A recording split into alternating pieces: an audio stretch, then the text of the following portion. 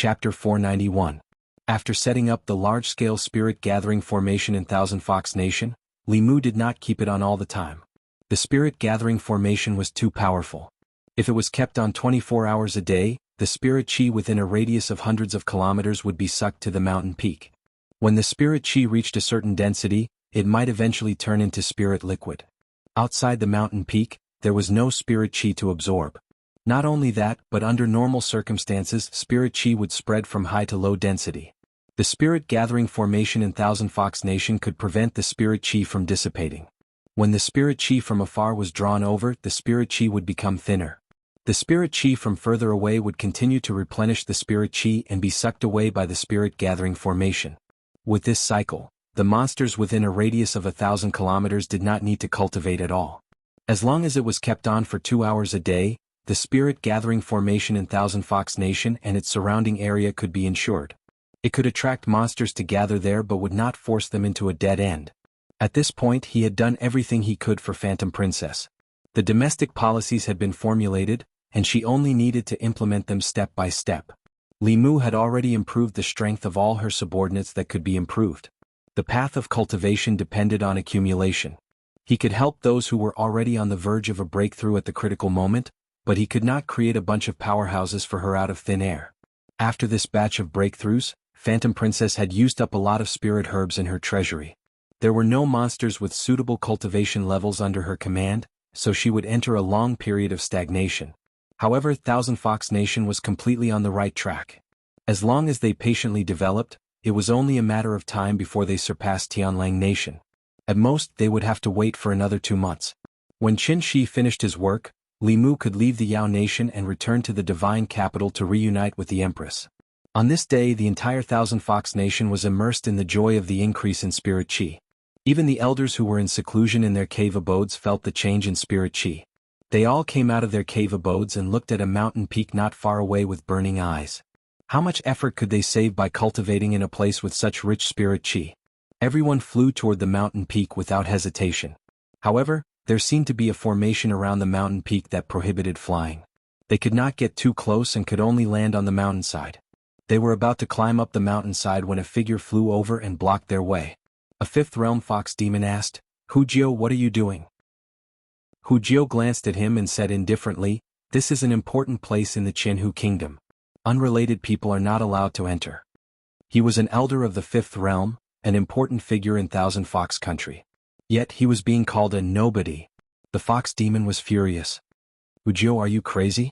Don't you recognize me?" Hu Jiao said indifferently, "I am the commander of the Queen's First Guards. Only the Queen's First Guards can enter this mountain. All the miscellaneous demons can go back to where they came from." The elder raised his head and looked at the cultivation treasure land close at hand. His throat moved as he said, "All right, I'll join the Queen's Guards now." Hu Jiao sneered and asked, "What do you think the Queen's Guards are?" "You can be or not be. The Queen's Guards are full. With your cultivation, you don't meet the criteria to make an exception. Go back." The elders were stunned. What did she mean by their cultivation level? The Heavenly Lord and First Elder Huan Yun were both in seclusion to heal their wounds, and even the Queen was only in the fifth realm. They were the mainstays of the Thousand Fox Nation and had great strength. How could they be looked down upon by Hu Jiao? Did Hu Jiao go crazy while they were in seclusion? The fifth realm elder's face darkened. He asked coldly, "Hu Jiao, does the Queen know you're so arrogant?" Hu Jiao glanced at them and said, "I'll say it again. This is an important place in Thousand Fox country. Unrelated people are not allowed to enter. If you don't leave, I won't be polite anymore." The elders were not angry. The fifth realm fox demon mocked, "Let's see how you're going to be rude." Hu Jiao flicked her finger. A beam of light shot into the sky and exploded. In the next moment, more than a dozen figures rose into the air from all over the Thousand Fox Nation and shot over, surrounding the elders. The elders were shocked when they sensed the auras of more than 10 fifth realms. When did Thousand Fox country have so many strong cultivators? What shocked them even more was that they were familiar with these new strong cultivators. Who 18, who 27, who 36. The elders were in disbelief. Before they went into seclusion, these small demons were only at the fourth realm. How did they all become fifth realm strong cultivators like them in just a few days? What happened in the past few days when they were in seclusion? Hu Jiao sneered as she watched the elders retreat in fear. Her lips curled up. They used to ignore her, but now she was out of their league. After the elders left, they immediately asked people they knew about what happened during their seclusion. When they heard that more than 10 demons at the peak of the 4th realm were rewarded with pills by the queen and advanced to the 5th realm, and nearly 100 of the queen's guards improved their cultivation, they all regretted it. They only wanted to unite and demonstrate to the queen to fight for more power. As the 5th realm's strong cultivators of Thousand Fox Country, their status was irreplaceable. If everyone united, it would be enough to make the queen give in. They didn't expect the queen to be so decisive and cultivate some people to replace them. They didn't expect the queen to be so bold and capable. They were no longer indispensable in Thousand Fox Country. Compared to the direct descendants cultivated by the queen, they would soon lose everything they once had if they couldn't prove their value. Although they didn't want to admit it, the truth couldn't be changed. Their time had passed. Phantom Princess sent news that the elders of Meizong sect had completely surrendered and were willing to listen to her orders. They had long been branded with the symbol of Thousand Fox Country. This was the only place they could go. They only wanted to fight for more power through that method. Now that they understood the situation, they were completely obedient. Li Mu was video chatting with the queen through the monocular. She couldn't make up her mind about some court matters and needed to discuss with Li Mu. After Zhou Yi dealt with a few memorials, she asked Li Mu, "When will you come back?" Li Mu thought for a moment and said, "A month at most. Thousand Fox Country doesn't have the strength to protect itself now. Once I leave, Tianlang Country will definitely make a comeback. At that time, all our previous efforts will be in vain. Your Majesty, please bear with it for a while." Sometimes, Li Mu would sigh in his heart. Was he really living a hard life? Zhou Yi, Phantom Princess, the human race, the Yao Nation, and 2 empresses had to be served by him. If he wasn't careful, the peace between the human race and the Yao Nation would be broken. He had to bear so much pressure that he shouldn't have to bear. After he ended the video call with the queen, Phantom Princess walked in again and said, "I've thought about it. I plan to make you the state preceptor." Li Mu waved his hand and said, "I don't want to be a state preceptor." The queen was already unhappy that he helped Phantom Princess do these things. If he became her state preceptor, although he wouldn't be the queen would still be jealous. She and Phantom Princess didn't like each other. Phantom Princess looked at Li Mu and said, "Haven't you always wanted the human race and the Yao Nation to coexist peacefully? This is an important opportunity. Because of you, Thousand Fox Country exists. You are the best bridge between the 2 races. Think about it, if you become the state preceptor of Thousand Fox Country, you will be loved and respected by the Yao Nation. Won't the Yao Nation's impression of the human race change?" Li Mu looked at Phantom Princess. Although he didn't rule out the possibility that she had other motives, what she said did make some sense. It was far from easy to resolve the conflict between the human race and the Yao Nation. If he could build a bridge between the 2 races, it would definitely be a good start. Li Mu, as the state preceptor of the Yao Nation and an important minister of the Great Zhou, could serve as the bridge between the imperial court and Thousand Fox Country to strengthen the relationship between the 2 sides. The Yao Nation was rich in elixirs that the imperial court was in short supply. The Yao Nation's elixirs, magic treasures, fulu, and other things were rare to the Yao Nation. The 2 sides could strengthen cooperation and mutual benefit. Phantom Princess looked at Li Mu and asked, "What do you think? Isn't my idea good?" It was rare for her to have a good idea. After Li Mu understood the pros and cons, he didn't refuse. However, he didn't expect Phantom Princess to be so serious about this matter. It was beyond his imagination. Not only did she gather all the Yao officials of Thousand Fox Country to hold a grand ceremony for the state preceptor, but she also had her personal guards post notices all over the streets and alleys of Thousand Fox City. Overnight, all the Yao Nation citizens knew that they had a human state preceptor. Humans and Yao Nation couldn't coexist. They were originally resistant to this matter. However, when they saw the humans' contributions to Thousand Fox Country from the notices, this trace of resistance quickly disappeared without a trace. He was the one who helped the queen defeat Bai Xian and regain control of Thousand Fox Country. He was also the one who used a magic treasure to stop the Blue Wolf King and save Thousand Fox Country from disaster. He was the one who set up the spirit gathering formation in the city. He allowed all the Yao Nation citizens to bathe in rich spirit qi and greatly increased their cultivation speed. In addition, he also refined precious elixirs and helped Thousand Fox Country create a large number of powerhouses. Whether it was to the queen or the citizens of the city, he was a great benefactor. Although the Yao Nation was born in the wilderness, they also knew how to repay kindness, especially in Thousand Fox Country, which was mostly populated by foxes.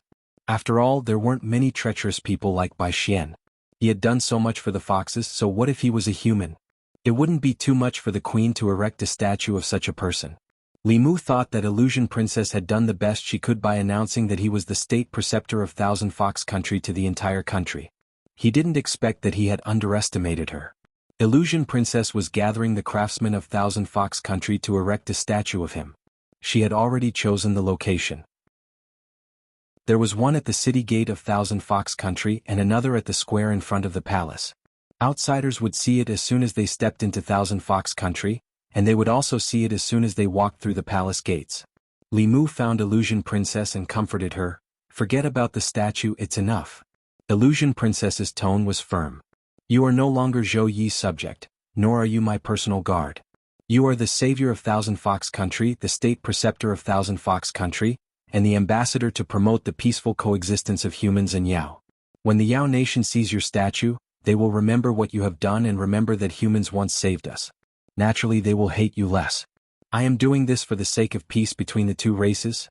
Li Mu was still convinced by Illusion Princess. He simply ignored the matter and focused on cultivating. Although he could now fight against the 7th realm cultivator, he was only relying on those Yao corpses. Soon, Li Mu would leave all of those Yao corpses to Illusion Princess. Firstly, he didn't like to carry those lifeless corpses everywhere. Secondly, it would cause him to rely too much on external objects. Of course, the most important reason was that Illusion Princess needed them more than he did in the face of the threat of the Celestial Wolf clan and the Demon Path. Li Mu's cultivation had been increasing very slowly ever since he reached the 5th realm. In addition, he had been busy with various matters and didn't have much time to cultivate. Li Qing and Lu Hanyan had probably surpassed him in terms of cultivation. However, if he wanted to increase his cultivation quickly after reaching this realm, unless he was like Lu Hanyan and Li Qing and went into seclusion for a long time and had the Fulu school continuously providing him with resources, he could only cultivate one step at a time. In the Thousand Fox Nation, the statue of the Grand Tutor stood at the city gate. Many of the Yao citizens who passed by would pay their respects when they saw it. They already knew that the Thousand Fox Nation was still under the Grand Tutor's protection. If it weren't for the Grand Tutor, the Celestial Wolf clan would have occupied this place long ago. Therefore, they were especially respectful to the Grand Tutor's statue. A few figures walked in from the city gate. Leading them were 2 5th realm fox demon commanders, the Queen's personal guards. Behind the 2 of them were 3 other people, 2 men and 1 woman. They were all humans and they followed behind the 2 Yao corpses with nervous expressions. The 3 of them were disciples of a small sect in the Zhejiang county of the Great Zhou. Due to an accident in the sect's elders' cultivation, they needed a few spiritual herbs to refine pills. Therefore, they ventured into the Yao nation to look for the spiritual herbs. Unexpectedly, before they could find the spiritual herbs, they encountered a few powerful wolf demons and almost died in the wolves' mouths. Fortunately, 2 Yao corpses appeared later and saved them, bringing them here. Although their lives were saved by the 2 Yao corpses, the Yao nation and the human clan had always been at odds. Who knew if they had just escaped the wolf's mouth and entered the fox's den? Along the way, the 3 of them were constantly worried, not knowing what they would face next. After entering the city gate, they passed by a statue that stood at the city gate. The 2 fox demons stopped and bowed to the statue a few times. The Grand Tutor was like a legend in the Thousand Fox Nation. The reason why their cultivation could increase was because of the pills that the Grand Tutor had given them. They respected the Grand Tutor more than anyone else. When the 3 human cultivators saw the statue, a trace of doubt appeared in their eyes. "Senior brothers, don't you think that the statue looks a little familiar?" "I think so too, but I can't remember where I've seen it." "It looks like a human, but why would a human statue be here?" The 3 of them cautiously transmitted their voices and followed the 2 demon corpses to a magnificent palace complex in front of them. Along the way, they already knew that this was the Thousand Fox Nation, one of the 4 major demon clans of the Yao Nation. The statue erected at the city gate was of the Thousand Fox Nation's Grand Tutor, who seemed to be very respected by the demon corpses here. In the palace, Li Mu had just finished his closed-door cultivation. This closed-door cultivation consumed a lot of spiritual jades, but the growth of his dermic powers was still very limited. Li Mu lamented the difficulty of cultivation in his heart. Suddenly he seemed to have sensed something. He raised his eyebrows and performed the guiding technique. In the Thousand Fox City, something invisible seemed to be sucked out of the 2 statues and entered Li Mu's body. At this moment, his dermic powers increased significantly, even far exceeding those of the days when he was in closed-door cultivation. Li Mu was stunned for a moment, but he soon understood the reason. This was the psychokinesis of the demon corpses of the Thousand Fox Nation. It was essentially the same as the psychokinesis he obtained from the people of the Great Zhou. In fact, because the strength of the demon corpses in the city was mostly above the transformation realm, there was no lack of fourth and fifth realms. Although the quantity of psychokinesis could not be compared to the people of the divine capital, the quality was too high, and the effect was not inferior to the people's psychokinesis. Phantom Princess sensed the change in Li Mu's aura and flew out of the palace. She said, "Now you know how good I am to you, right?" Li Mu finally understood her intention. Erecting 2 statues of him in the Thousand Fox Nation was equivalent to erecting temples in the Great Zhou. As long as the people worshipped, their psychokinesis would be attached to the stone statues, and through some mysterious method, it would be directly gathered in the ancestral temple in the divine capital. Although Li Mu could not absorb the psychokinesis remotely as long as he came here once in a while, he could absorb the psychokinesis stored in the statues. This was equivalent to having 2 statues to cultivate for him, and Li Mu could do his own things. The royal families of the various countries on the continent mostly cultivated in this way. Phantom Princess, this little fox, knew how to repay kindness. She had not done so much for him in vain. A few figures walked over from afar.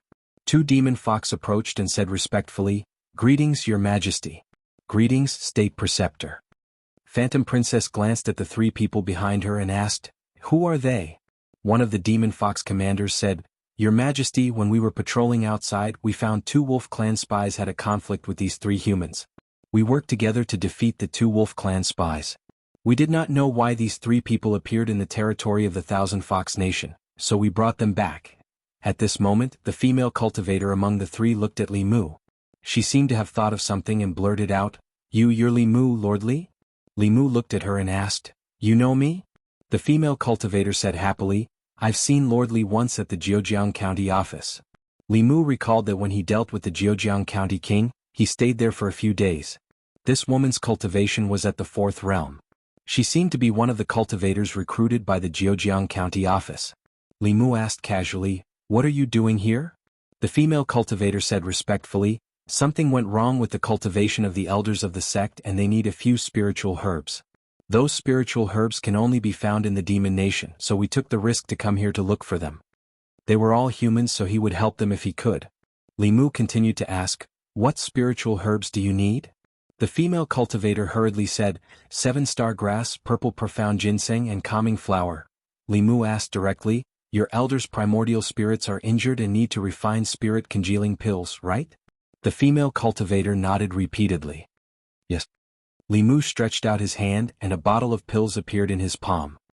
He threw it to the female cultivator and said, "This bottle is for repairing primordial spirits. It's better than spirit congealing pills. Take it." "Thank you, Lord Li." They thought that this trip would not bode well, but they did not expect to meet their own kind in the demon nation and obtain pills to treat their elders. It was simply a joy.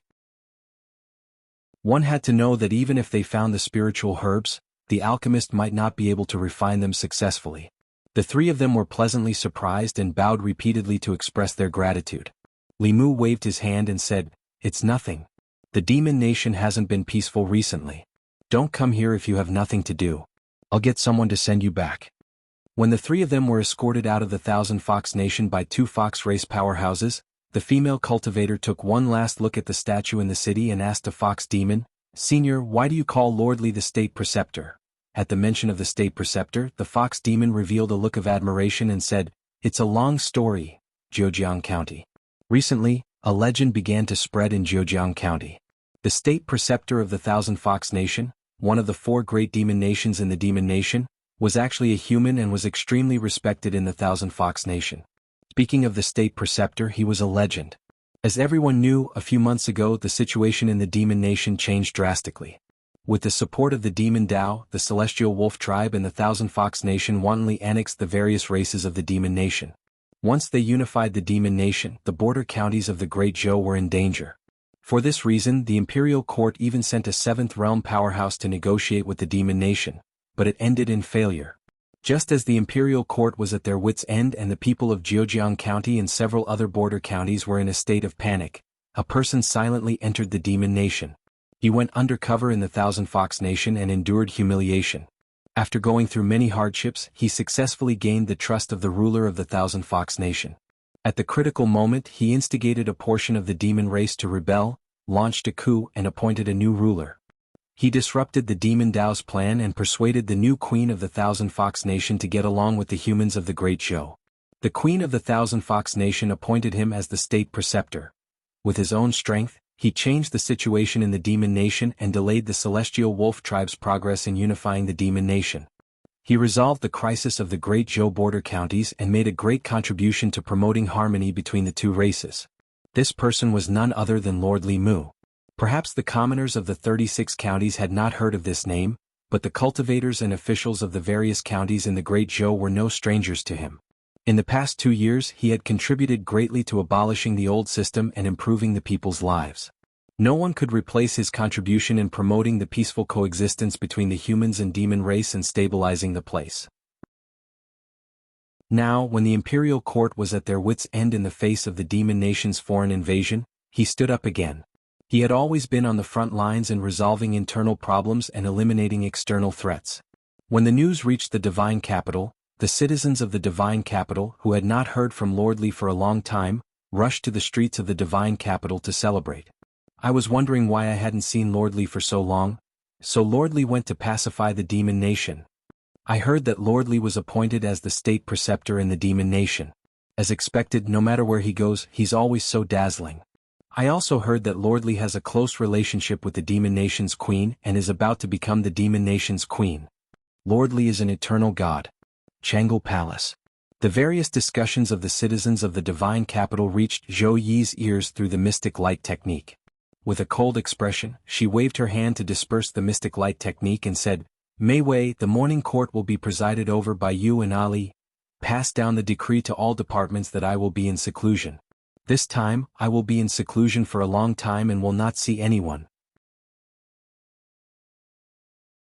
Chapter 492. Thousand Fox Nation.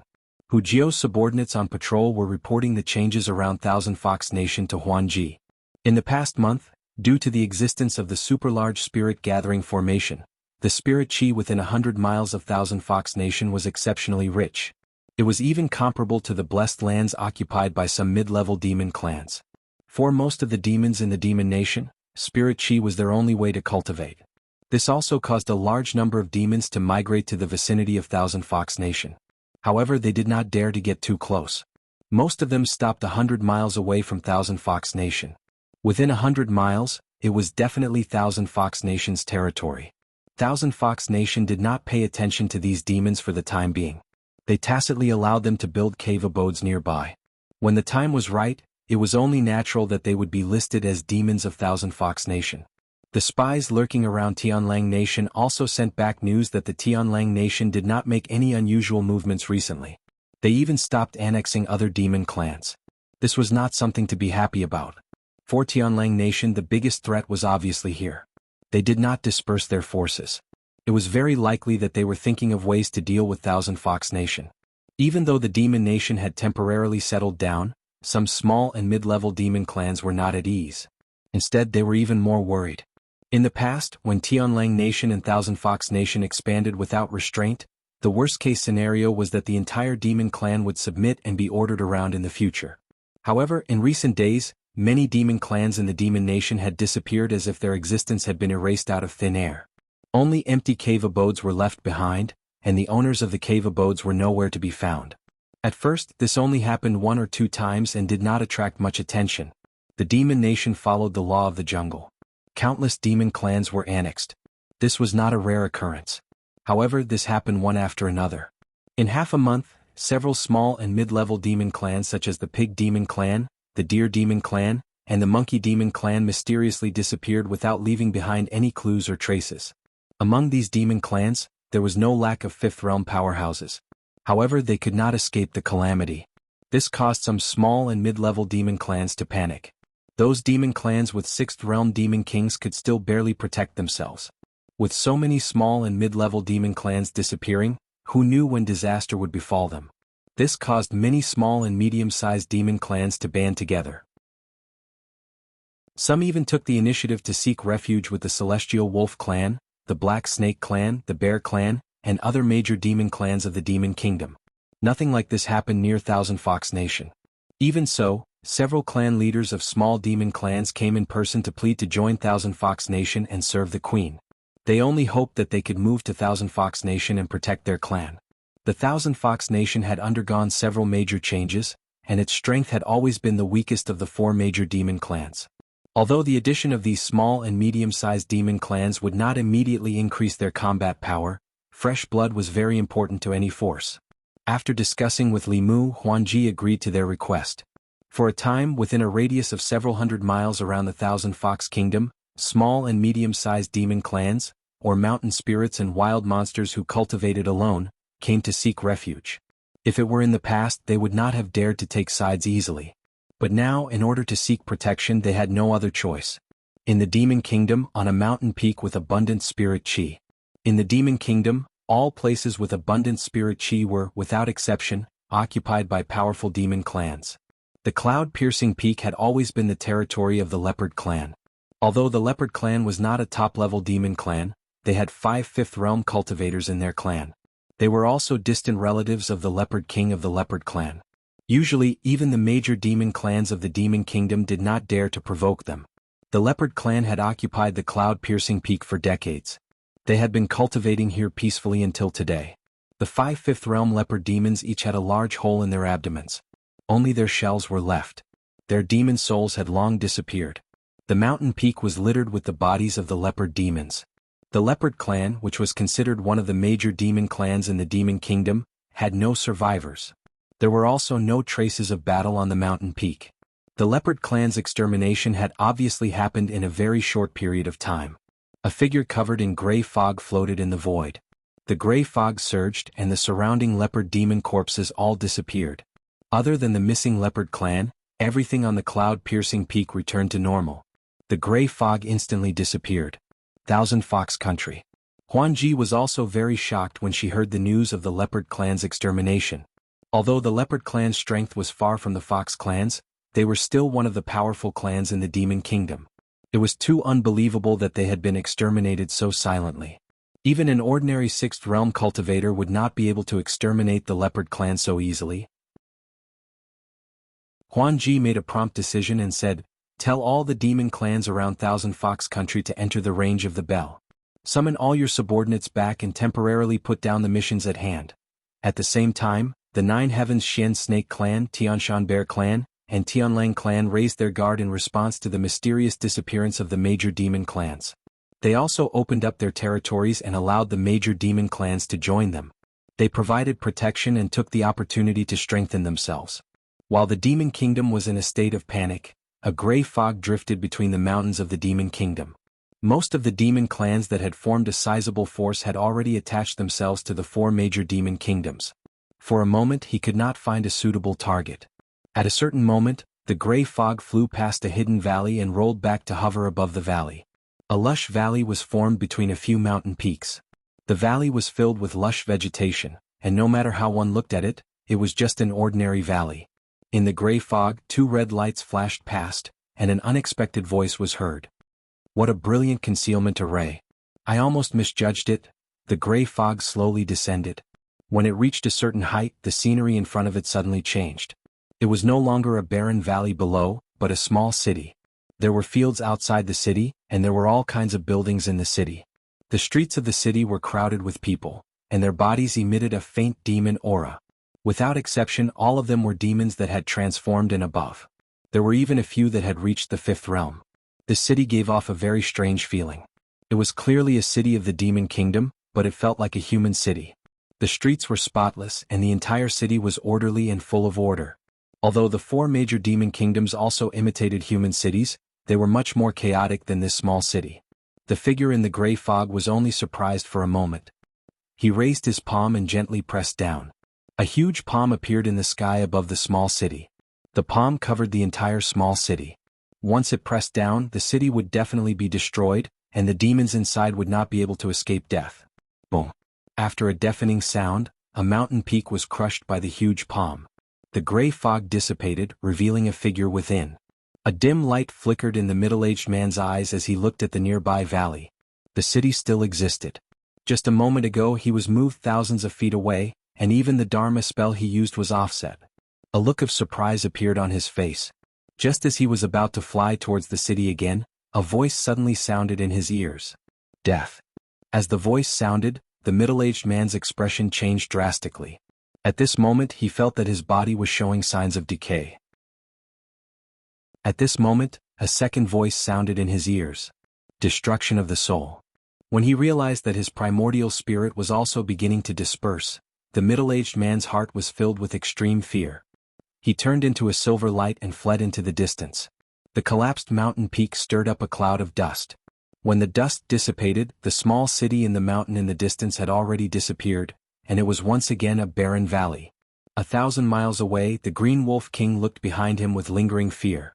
This was the most cowardly and frustrating battle he had ever experienced in his life. He did not even see his opponent's face, and he had lost at least 3 years of cultivation for no reason. Could it be that he had encountered some old monster of the demon kingdom that had hidden away from the world? Although his cultivation was already rare in the world, the Green Wolf King knew very well that he was far from being invincible in the demon kingdom. In the demon kingdom, the truly terrifying ones were not that snake, that black bear, or that old fox. Those old monsters who were nearing the end of their lifespans and were in seclusion somewhere in search of a breakthrough were the most terrifying ones. Could it be that he was unlucky enough to run into one of those existences today? The Green Wolf King silently cursed his bad luck. He silently committed that place to memory.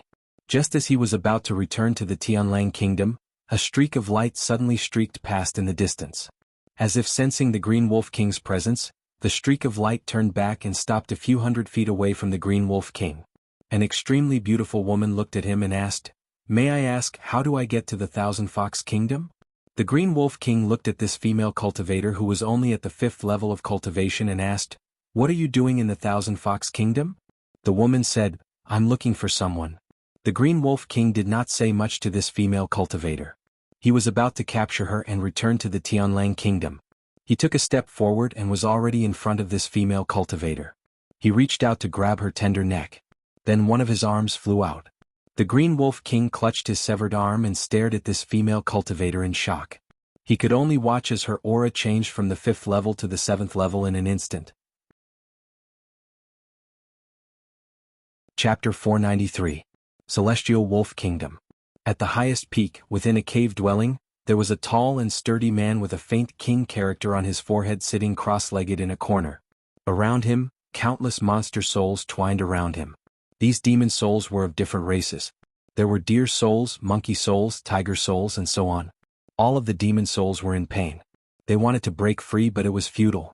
Every time the man breathed, a demon soul would be sucked into his body. Every time he refined a demon soul, his aura would vaguely become stronger. At a certain moment, the space in the quiet cave rippled and a figure fell out. The Blue Wolf King's hair was disheveled. He had lost an arm and was covered in blood. His aura was much weaker as well. The shock still lingered on his face. The man suddenly opened his eyes and stared at the Blue Wolf King in shock. "How did you get injured like this? Did you run into those 2 old guys?" The Blue Wolf King's face was filled with bad luck. He told him what had happened today. As a level 7 ancestor, there weren't many people in the Yao Kingdom who were qualified to be his opponent. He had run into 2 today. He didn't know what the cultivation of the strong cultivator in the city was like. His abilities were too strange. He could actually use the power of the world to directly injure his body and soul, making him lose 2 years of cultivation for nothing. The female human cultivator he ran into later was even more terrifying. He almost died at her hands. He only barely managed to escape by using blood escape. Only now did he have time to grow a new arm. Although he could regrow an arm, it couldn't be compared to the original one. He didn't know how long it would take for him to cultivate it back. After a moment of thought, the man said, "The first person to injure you should be a peak level 6 legalism cultivator." "Impossible," the Blue Wolf King said firmly. "How can he injure me without level 7 cultivation?" The elder glanced at him and said, "Even during the esoteric debate, legalism cultivators were among the top. If it really was a level 7 legalism cultivator, you wouldn't be able to see me today. He should be the one who founded that small Yao kingdom. Legend has it that there's an important step for legalism to reach level 7, which is to establish a kingdom with laws. It seems that the legend is true. He couldn't compare to the sage sect's elder in terms of knowledge." The Green Wolf King didn't suspect anything. When we recover, we'll go and meet that so-called legalism expert. A trace of fear appeared in the elder's eyes as he said, "It's best not to provoke this person. The school of legalism is not to be trifled with. Right now, the most important thing is Jianghu country. It's best not to complicate things."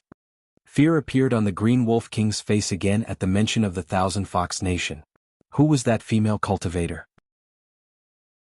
Why did she go to the Thousand Fox Nation? I have a feeling that if she wasn't in a hurry to go there and wasn't serious, I would have died at her hands. The elder of the sage sect pondered and said, "As far as I know, there are only 2 known female cultivators in Zhuzhou who have such strength. One is the Empress of the Great Zhou, and the other is the leader of the Danding sect. The Empress of the Great Zhou won't leave Luoyang. The leader of the Danding sect may have come here to look for elixirs. Do you have a portrait of her?" The Green Wolf King shook his head. "She's much stronger than me. I can't use the mystic light technique to create a portrait of her. Her appearance may not be her original appearance either." He looked confused and asked, "Why would such a strong cultivator go to Jianghu country?" The elder of the sage sect knew what he was worried about. "Don't worry. No matter who she is, she won't stay in Jianghu country for long. She won't affect our plan." "I'm worried about the 8 corpses," the Blue Wolf King said. "What's so scary about those 8 corpses? Even if all 8 of them work together, they can only stop one of us temporarily. Myriad illusions won't recover his strength that quickly. As long as we break that bell, either of us will be able to suppress Thousand Fox Nation." The elder of the sage sect said in a deep voice, "You're too naive. Do you know what 8 level 6 corpses mean?" "What do they mean?" the Green Wolf King asked. The elder of the sage sect Taoist priest said, "Even the Fulu school of the 6 Taoist sects only has 7 level 6 first seats. After Myriad Illusion died, the Corpse sect didn't even have a level 6 cultivator. The fact that they can produce 8 level 6 corpses means that there's a very powerful organization behind Jianghu country. If they can produce 8 level 6 cultivators, could there be a level 7 cultivator behind them? What's more, when did such a powerful force appear on the continent that we've never heard of before? And it's obvious that they're our enemy, not our friend." The Green Wolf King's expression turned serious as he pondered the elder of the sage sect's words. This was still a mystery for the time being. He released dozens of demon souls and said, "Let's heal ourselves first. We'll know if there's such a force behind Jianghu country when the time comes." Jianghu country. The mysterious disappearance of many demons made the demons panic. However, a few powerful demons still benefited from it. Jianghu country gained dozens of subordinate demon tribes, and the number of demons under their rule increased by nearly 30%. Li Mu's preliminary judgment was that this series of events should be the work of a level 7 cultivator. There was no other reason. If their cultivation was only at the level 6, they wouldn't be able to handle so many things without leaving any clues behind. When he thought of the fact that the demon sect elder's primordial spirit was severely injured and could absorb a large number of demon souls to speed up his recovery, the mastermind behind this series of events was on the verge of being revealed. If a level 7 cultivator wanted to take souls, there was no way to stop them. The only thing they could do was to protect more small and medium-sized demon tribes as much as possible. In the past 2 days, Li Mu found something rather strange. The Empress hadn't checked on him for 2 days in a row. It didn't seem very likely that she was angry because he had become the state preceptor of Jianghu country. Li Mu had asked her in advance, and she had expressed her understanding. Li Mu was about to take the initiative to ask when Hu Jiao suddenly walked in and said that someone from the Great Zhou court had come. Li Mu walked out in confusion. The Empress didn't tell him that the court had sent someone to Jianghu country. When he walked outside and saw Mr. Mei standing beside his statue in front of the palace, he was stunned for a moment. Then he asked in surprise, "Sister Mei, why are you here?" It was undoubtedly a big surprise to be able to see relatives and old friends in the divine capital in the distant demon nation. Mr. Mei glanced at him and said, "The court wants to establish an alliance with Jianghu country and never attack each other. Her Majesty sent me to discuss with Jianghu country." Li Mu took the initiative to say, "Don't worry. Leave it to me." Mr. Mei looked at the tall statue and said, "It seems that Fox treats you well. She even built a statue for you." Hu Jiao heard the Great Zhou female official call the Empress and said unhappily, "I don't know what status you have in Great Zhou, but this is Jianghu country. You'd better show some respect to Her Majesty." Mr. Mei glanced at Hu Jiao indifferently. Thump. Hu Jiao's condensed body felt weak in the legs and fell to the ground. Cold sweat broke out on his forehead. He didn't know why, but the Great Zhou female official's gaze was so terrifying that he felt fear from the bottom of his heart. Even his legs felt weak. Hu Jiao was ashamed and angry, but she didn't dare to reprimand the great Zhou female official anymore. She got up from the ground and said to Li Mu awkwardly, "I have something else to do. You take care of the people of Great Zhou yourself." Li Mu took Mr. Mei to the palace where he was temporarily living. Mr. Mei looked around and asked, "Are you living in that fox's harem?" Li Mu said, "Don't get me wrong. I picked a place randomly." 4 graceful figures walked out and bowed to Li Mu. They said obediently, "Sir, you're back." Mr. Mei looked at the quadruplet rabbit demon sisters, then looked at Li Mu and asked, "You picked them randomly too?" Li Mu glanced at her and said, "Why are you like Her Majesty? Why do you care so much? Come in first." Li Mu dared to admit that he was a lecher in front of the Empress, so of course he wasn't afraid of Mr. Mei. These 4 rabbit demons were actually maids that he had prepared for Lu Hanyin and Li Qing, but he didn't even bother to explain to Mr. Mei. He just let her think whatever she wanted. Mr. Mei glanced at the 4 rabbit demons and didn't ask any more questions. He sat on the main seat that should have been Li Mu's and said, "I heard that you're going to be the Empress of the Thousand Fox Country?" Li Mu raised his head and said in surprise, "Who did you hear that from? Although she does have this intention, am I that kind of person? How can a man be someone's empress?" Mr. Mei said lightly, "That's what people outside say." Li Mu twitched the corner of his mouth and said, "Can you believe those words? Some people even said that I'm going to be the Empress of the Great Zhou. Why don't you ask Her Majesty if she has this intention?" Chapter 494. Mr. Mei glanced at him and asked, "If Her Majesty wants to, do you dare?" Li Mu said decisively, "No." Putting aside her identity as the Empress, even if she was a 7th realm cultivator for a lecher, there was nothing he wouldn't dare to do. A 7th realm cultivator was still a woman. Sooner or later, he would cultivate to the 7th realm and wouldn't be unworthy of her. But being an Empress was out of the question. Lecherous as he was, he still had to have a bottom line. It was unprecedented for a man to be an Empress. How would the history books record him in the future? Li Mu was supposed to be a hero of the Great Zhou. He saved the Great Zhou from internal problems and external threats. After his lifespan ended, he could enjoy the existence of the imperial ancestral temple. The imperial harem was never allowed to interfere with politics. Once he became an empress, the historians wouldn't praise him for being gentle and virtuous. He would be labeled as a demon empress for messing up politics. Lord Mei snorted softly and said, "Wind from an empty cave may not be without cause. If you had kept yourself clean and followed the rules, why would there be rumors of you becoming the demon empress?" Mr. Mei wouldn't say that. These words sounded more like the Empress. Li Mu looked at her and asked, "Did Her Majesty ask you to say that?" Mr. Mei didn't admit or deny it. Li Mu said unhappily, "You're so heartless. Who am I doing this for?" "For me, for the demon nation, and for Her Majesty. I've only been married for a short time, and I've already been separated from my wife. I've been suffering from lovesickness every day. For the Great Zhou, for the Empress, I've risked my life to go deep into the demon nation and deal with the 7th realm. Is it all to make Her Majesty suspicious?" Feeling Li Mu's anger and resentment, Mr. Mei panicked and said, "That's not what Her Majesty meant." Li Mu said, "You're not Her Majesty. How would you know what Her Majesty meant?" "Her Majesty likes to make wild guesses." Mr. Mei asked, "Is His Majesty such a person in your eyes?" Li Mu glanced at her and said, "You've been by Her Majesty's side for so long, how can you not understand her? Her Majesty looks magnanimous, but she's actually more petty than anyone else. If you accidentally offend her, she'll chase you into your dreams and beat you up." A meaningful smile appeared on Mr. Mei's face as he asked, "So you're not the only one who thinks so. Is there anyone else?" Li Mu finally found a soulmate and said, "Also, whatever she thinks, she never says it out loud. It's all based on my own guesses. It's fine if I'm right, but if I'm wrong, she gets angry and tries to find ways to torture me. It's just me. If it was anyone else, they wouldn't be able to stand her." Inside Huangji's palace, Huangji had just received news from Hu Lu. She confirmed once again, "You said that someone from the Great Zhou court came?" Hu Lu nodded and said, "The person who came is Commander Mei of the Great Zhou Empress. She's one of the most trusted female officials of the Great Zhou Empress. She was the one who captured me back then." Huangji frowned and said, "Why did she come to Thousand Fox Country?" Hu Lu said, "She said that she came on the orders of Empress Zhou Yi of the Great Zhou Empress to discuss an alliance with us. However, this might not be her real purpose. She's been with the state preceptor the whole time and has no intention of discussing with us.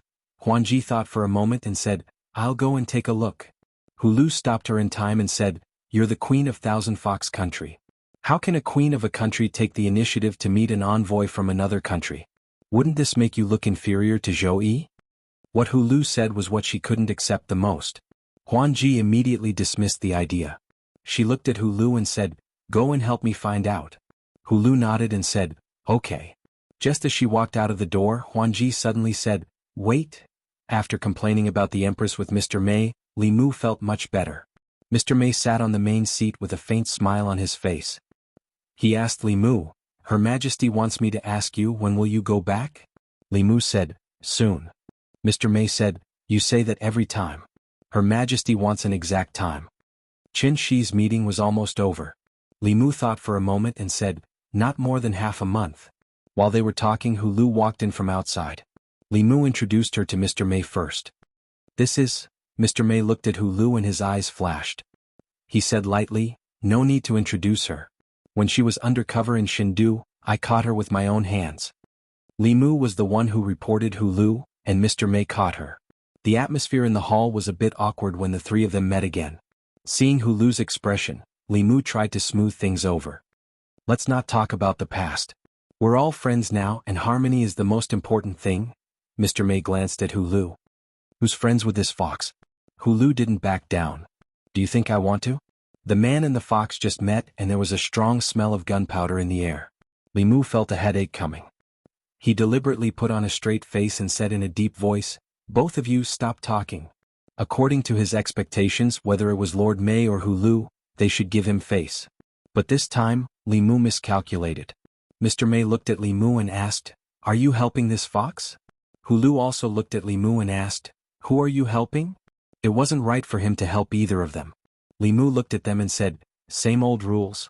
Why don't you two fight? The loser has to shut up." Li Mu liked the way the fox race solved their differences. There was no scheming and no beating around the bush. There was nothing that couldn't be solved with a fight. The loser had no right to speak, and the winner couldn't argue even if they wanted to. Mr. Mei glanced at Hulu and said, "Forget it. I don't want to bully her." Hulu sneered and asked, "You're afraid of losing, right?" Li Mu wanted to persuade Hulu, but she glared at him. To be honest, Hulu didn't know what was good for her this time. Her master, Phantom Princess, was only at the 5th level. How strong could she be? Li Mu didn't know how strong the Empress was.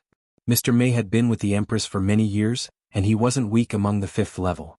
It would be fine if Phantom Princess fought, but Hulu had no chance of winning.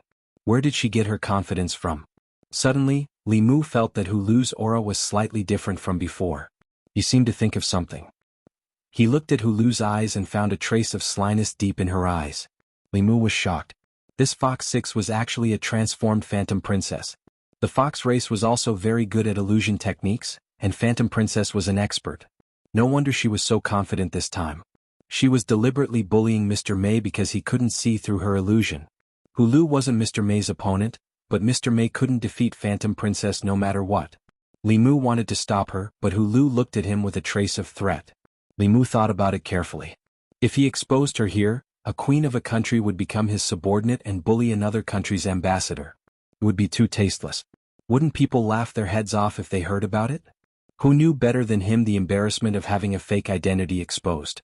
Letting Phantom Princess die was much more serious than Mr. Mei losing to Hulu. Li Mu looked at Mr. Mei and said, "Sister Mei, let's forget about it." Mr. Mei said calmly, "Why should we forget about it? We've already agreed. If we back out now, we'll lose face for Her Majesty." Li Mu could only look at Fox 6, who was disguised as Fantasy Princess, and remind her, "All right then. Don't go too far." "Got it?" Phantom Princess answered casually. 5 fox tails appeared behind her and attacked Mr. Mei. Without the use of Dharma treasures, a fox demon's tail was their most powerful weapon. Mr. Mei stood in place. His body was like a ball of catkins, floating with the wind brought by the fox tails. No matter how fast or how strong Phantom Princess attacks were, they couldn't touch the corner of his clothes. Phantom Princess was obviously very surprised. Just as she was about to speed up her attacks, Mr. Mei suddenly reached out and grabbed one of her tails. With a light tug, Phantom Princess cried out in pain as she was pulled over. Then Mr. Mei raised his hand and pressed his palm on Phantom Princess's chest. This palm strike didn't injure her, but it broke her transformation technique. After a series of transformations, Fox 6's face revealed the original appearance of the Phantom Princess. Mr. May looked at her and shook his head. He said, "You're not Hulu. I didn't expect the Queen of Thousand Fox Country to do such a thing." Phantom Princess was very embarrassed to be exposed. What was more embarrassing was that she and Zhou Yi were both queens, but she wasn't even a match for Zhou Yi's subordinates. She lost face in front of Li Mu. She blushed from her face to her neck. She wanted to hide in a hole. Li Mu stood in place and looked at Mr. May blankly. His throat moved and his lips felt dry. Of course, Mei Darren wasn't Huangji's opponent, and it was even more impossible for her to subdue Huangji so easily. Seeing how easily she dodged Huangji's attack, even Li Mu himself wouldn't be able to predict Huangji's every move. This seemingly simple move contained a great divine ability. Foresight. A cultivator at the 6th realm of Taoism had a certain chance of being able to divine a sliver of the heavenly secrets with a pinch of their fingers. Only at the 7th realm would this ability reach a minor accomplishment. They would be able to divine even more heavenly secrets. When facing an opponent whose cultivation was far inferior to theirs, using divination to predict their movements was even more common. Li Mu's eyelids twitched. He squeezed out a smile and said, "Sister May, you've improved so much in just a few months. Congratulations." Mr. May sat down again and asked, "Where were we?" Li Mu said, "Speaking of His Majesty just now, His Majesty is magnanimous, gentle, intelligent, and considerate. During my time in the Demon Nation I've been missing His Majesty all the time.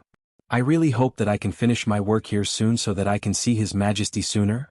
Mr. May's mouth twitched. He said, "Who said that His Majesty is stingy and can't be offended at all?"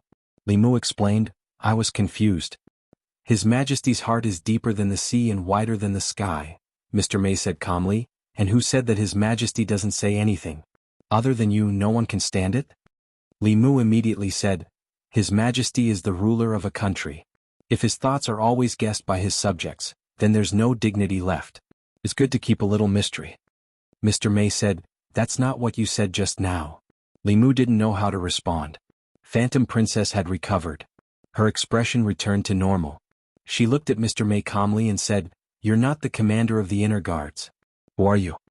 She was a little ashamed of losing to Zhou Yi's subordinate. But when she came back to her senses she realized that something was wrong. She was very confident in her abilities. Unless she met someone like Li Mu, she wasn't afraid of anyone below the 6th level. How could she lose so easily? Mr. May looked at her with a kind of supreme dignity. He asked, "What? Didn't we meet in the monocular? Don't you recognize me already?" As soon as she finished speaking, light flowed around her body. She quickly changed from Mr. May to another beautiful woman. Phantom Princess's expression changed from anger to shock and then to fear. She hid behind Li Mu and pointed at Zhou Yi. She said in a trembling voice, What are you doing here?"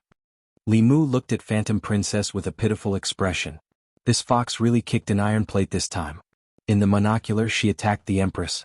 Now, the stingy and vengeful Empress chased her to her home. But she hid behind Li Mu and acted submissively. She didn't have the arrogance she had when she faced the Empress through the monocular. Obviously, the first confrontation between the two Empresses ended with Phantom Princess's defeat. Not only did she lose but she lost completely. This was a merciless suppression of strength. Li Mu looked at the Empress and didn't speak for a long time. The Great Zhou wasn't a small demon nation like the Thousand Fox Nation. The Empress couldn't even leave the Great Zhou easily, let alone leave the Great Zhou and come to the dangerous demon nation. If the old officials in the imperial court heard about this, they would probably have a brain hemorrhage from anger. Of course, this wasn't a big deal. After all, it wasn't the first time the Empress was so willful. The problem was, if she wanted to come to the Yao nation then so be it. Why did she have to disguise herself as Lord Mei so that Li Mu would let his guard down? She had already said what she should and should not have said. There was no chance for her to salvage the situation. Li Mu sighed. "Your Majesty, why are you here?" Zhou Yi snorted and said, "If I didn't come, you would have fallen into the hands of this vixen sooner or later." Phantom Princess poked her head out from behind Li Mu. Just as she was about to refute, Zhou Yi glared at her.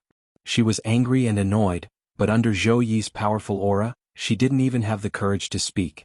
After losing the monocular, she realized that other than envy, jealousy, and unwillingness to submit to Zhou Yi, there was also fear in the depths of her heart.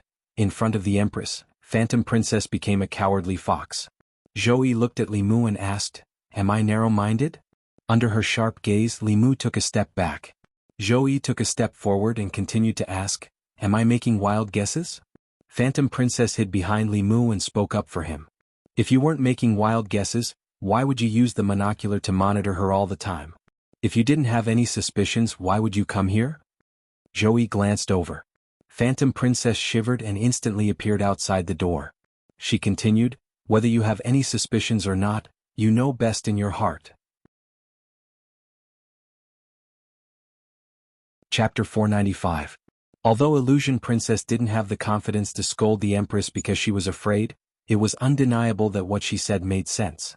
She said what Li Mu didn't dare to say. The Empress was even more suspicious than Lu Hanyan.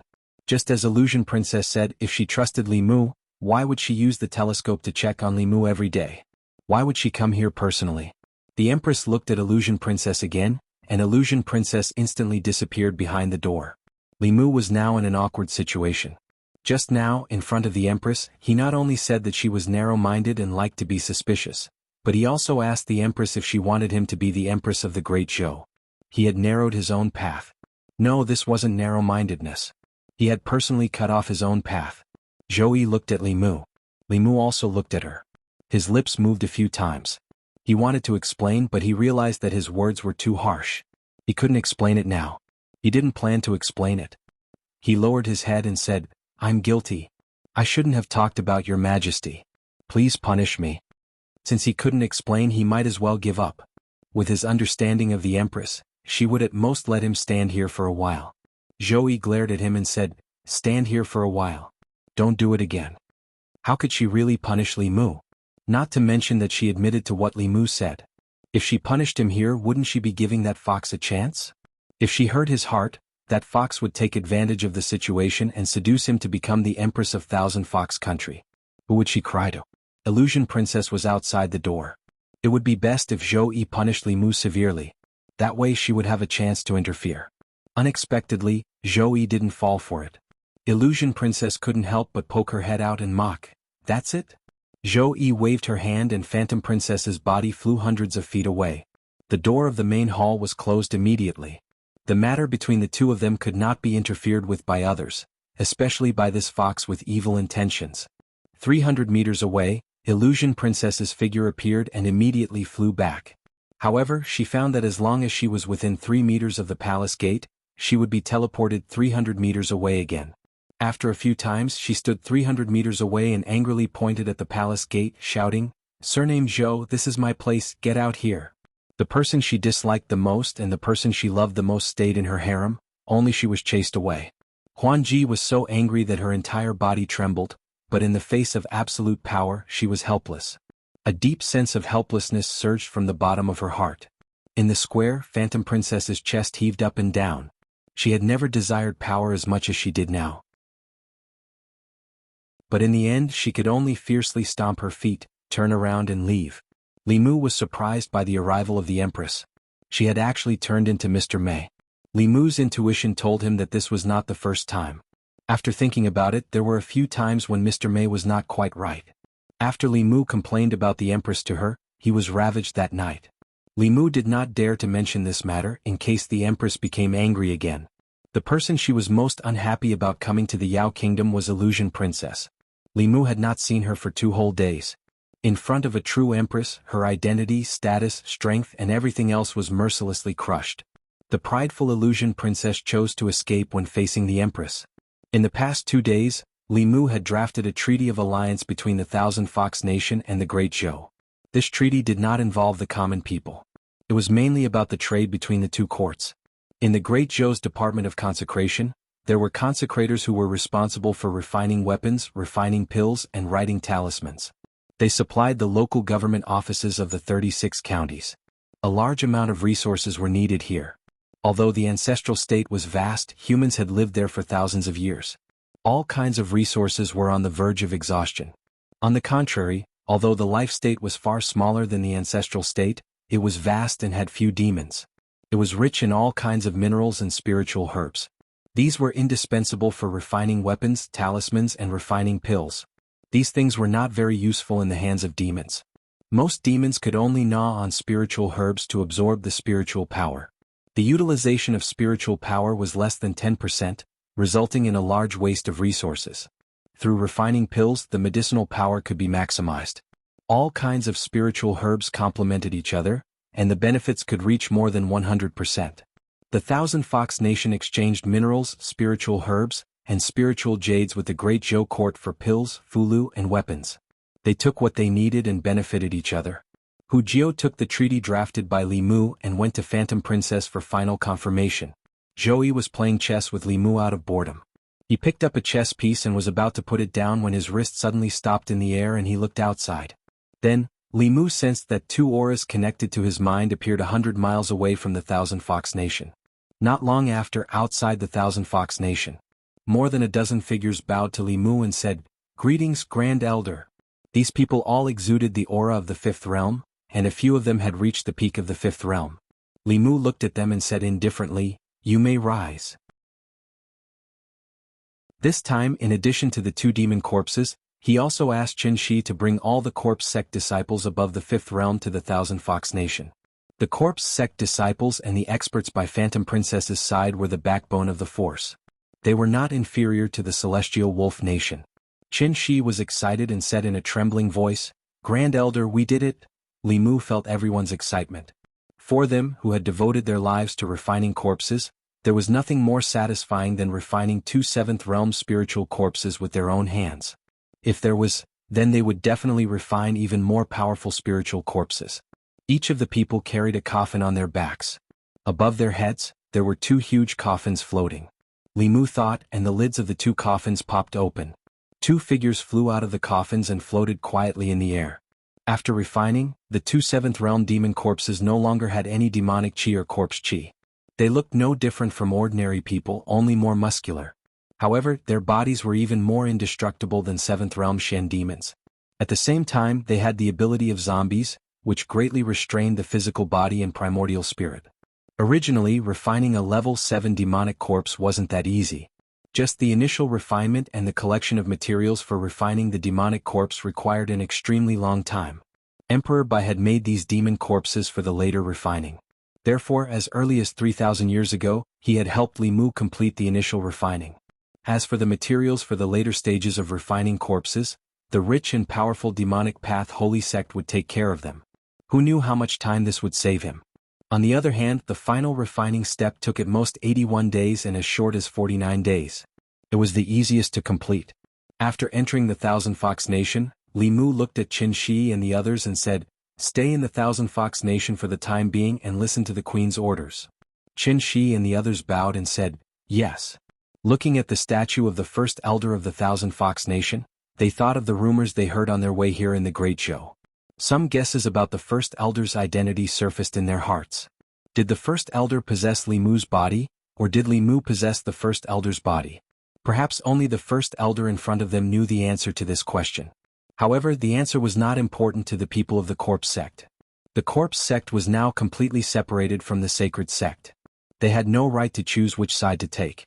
However, the people of the corpse sect were not afraid of the sacred sect, which was like a towering mountain in their hearts. They even wanted to get a few more corpses to refine.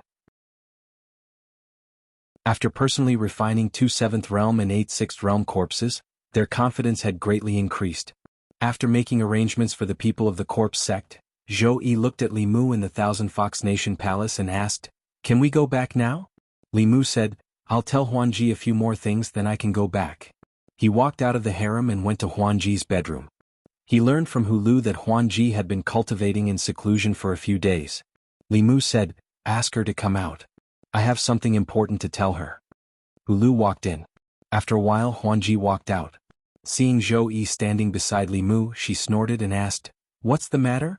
Li Mu stretched out his hand and a page appeared in his palm. He looked at Huanji and said, "This is the heavenly book of the demon clan. Take it." Li Mu snatched this page of the heavenly book from the demons in the demon emperor's cave. Later he used the clear heart technique to memorize all the contents of the heavenly book. This page of the heavenly book was useless to him. 3,000 years ago, the demon emperor Bai Di used this page of the heavenly book to recruit countless powerful demons and became the demon emperor. As long as Huanji released the news, Countless powerful demons would come to join her. For the demon clan who lacked cultivation techniques, this was an irresistible temptation. Huan Ji took the heavenly book from Li Mu's hand and said uncertainly, "You're really giving it to me?"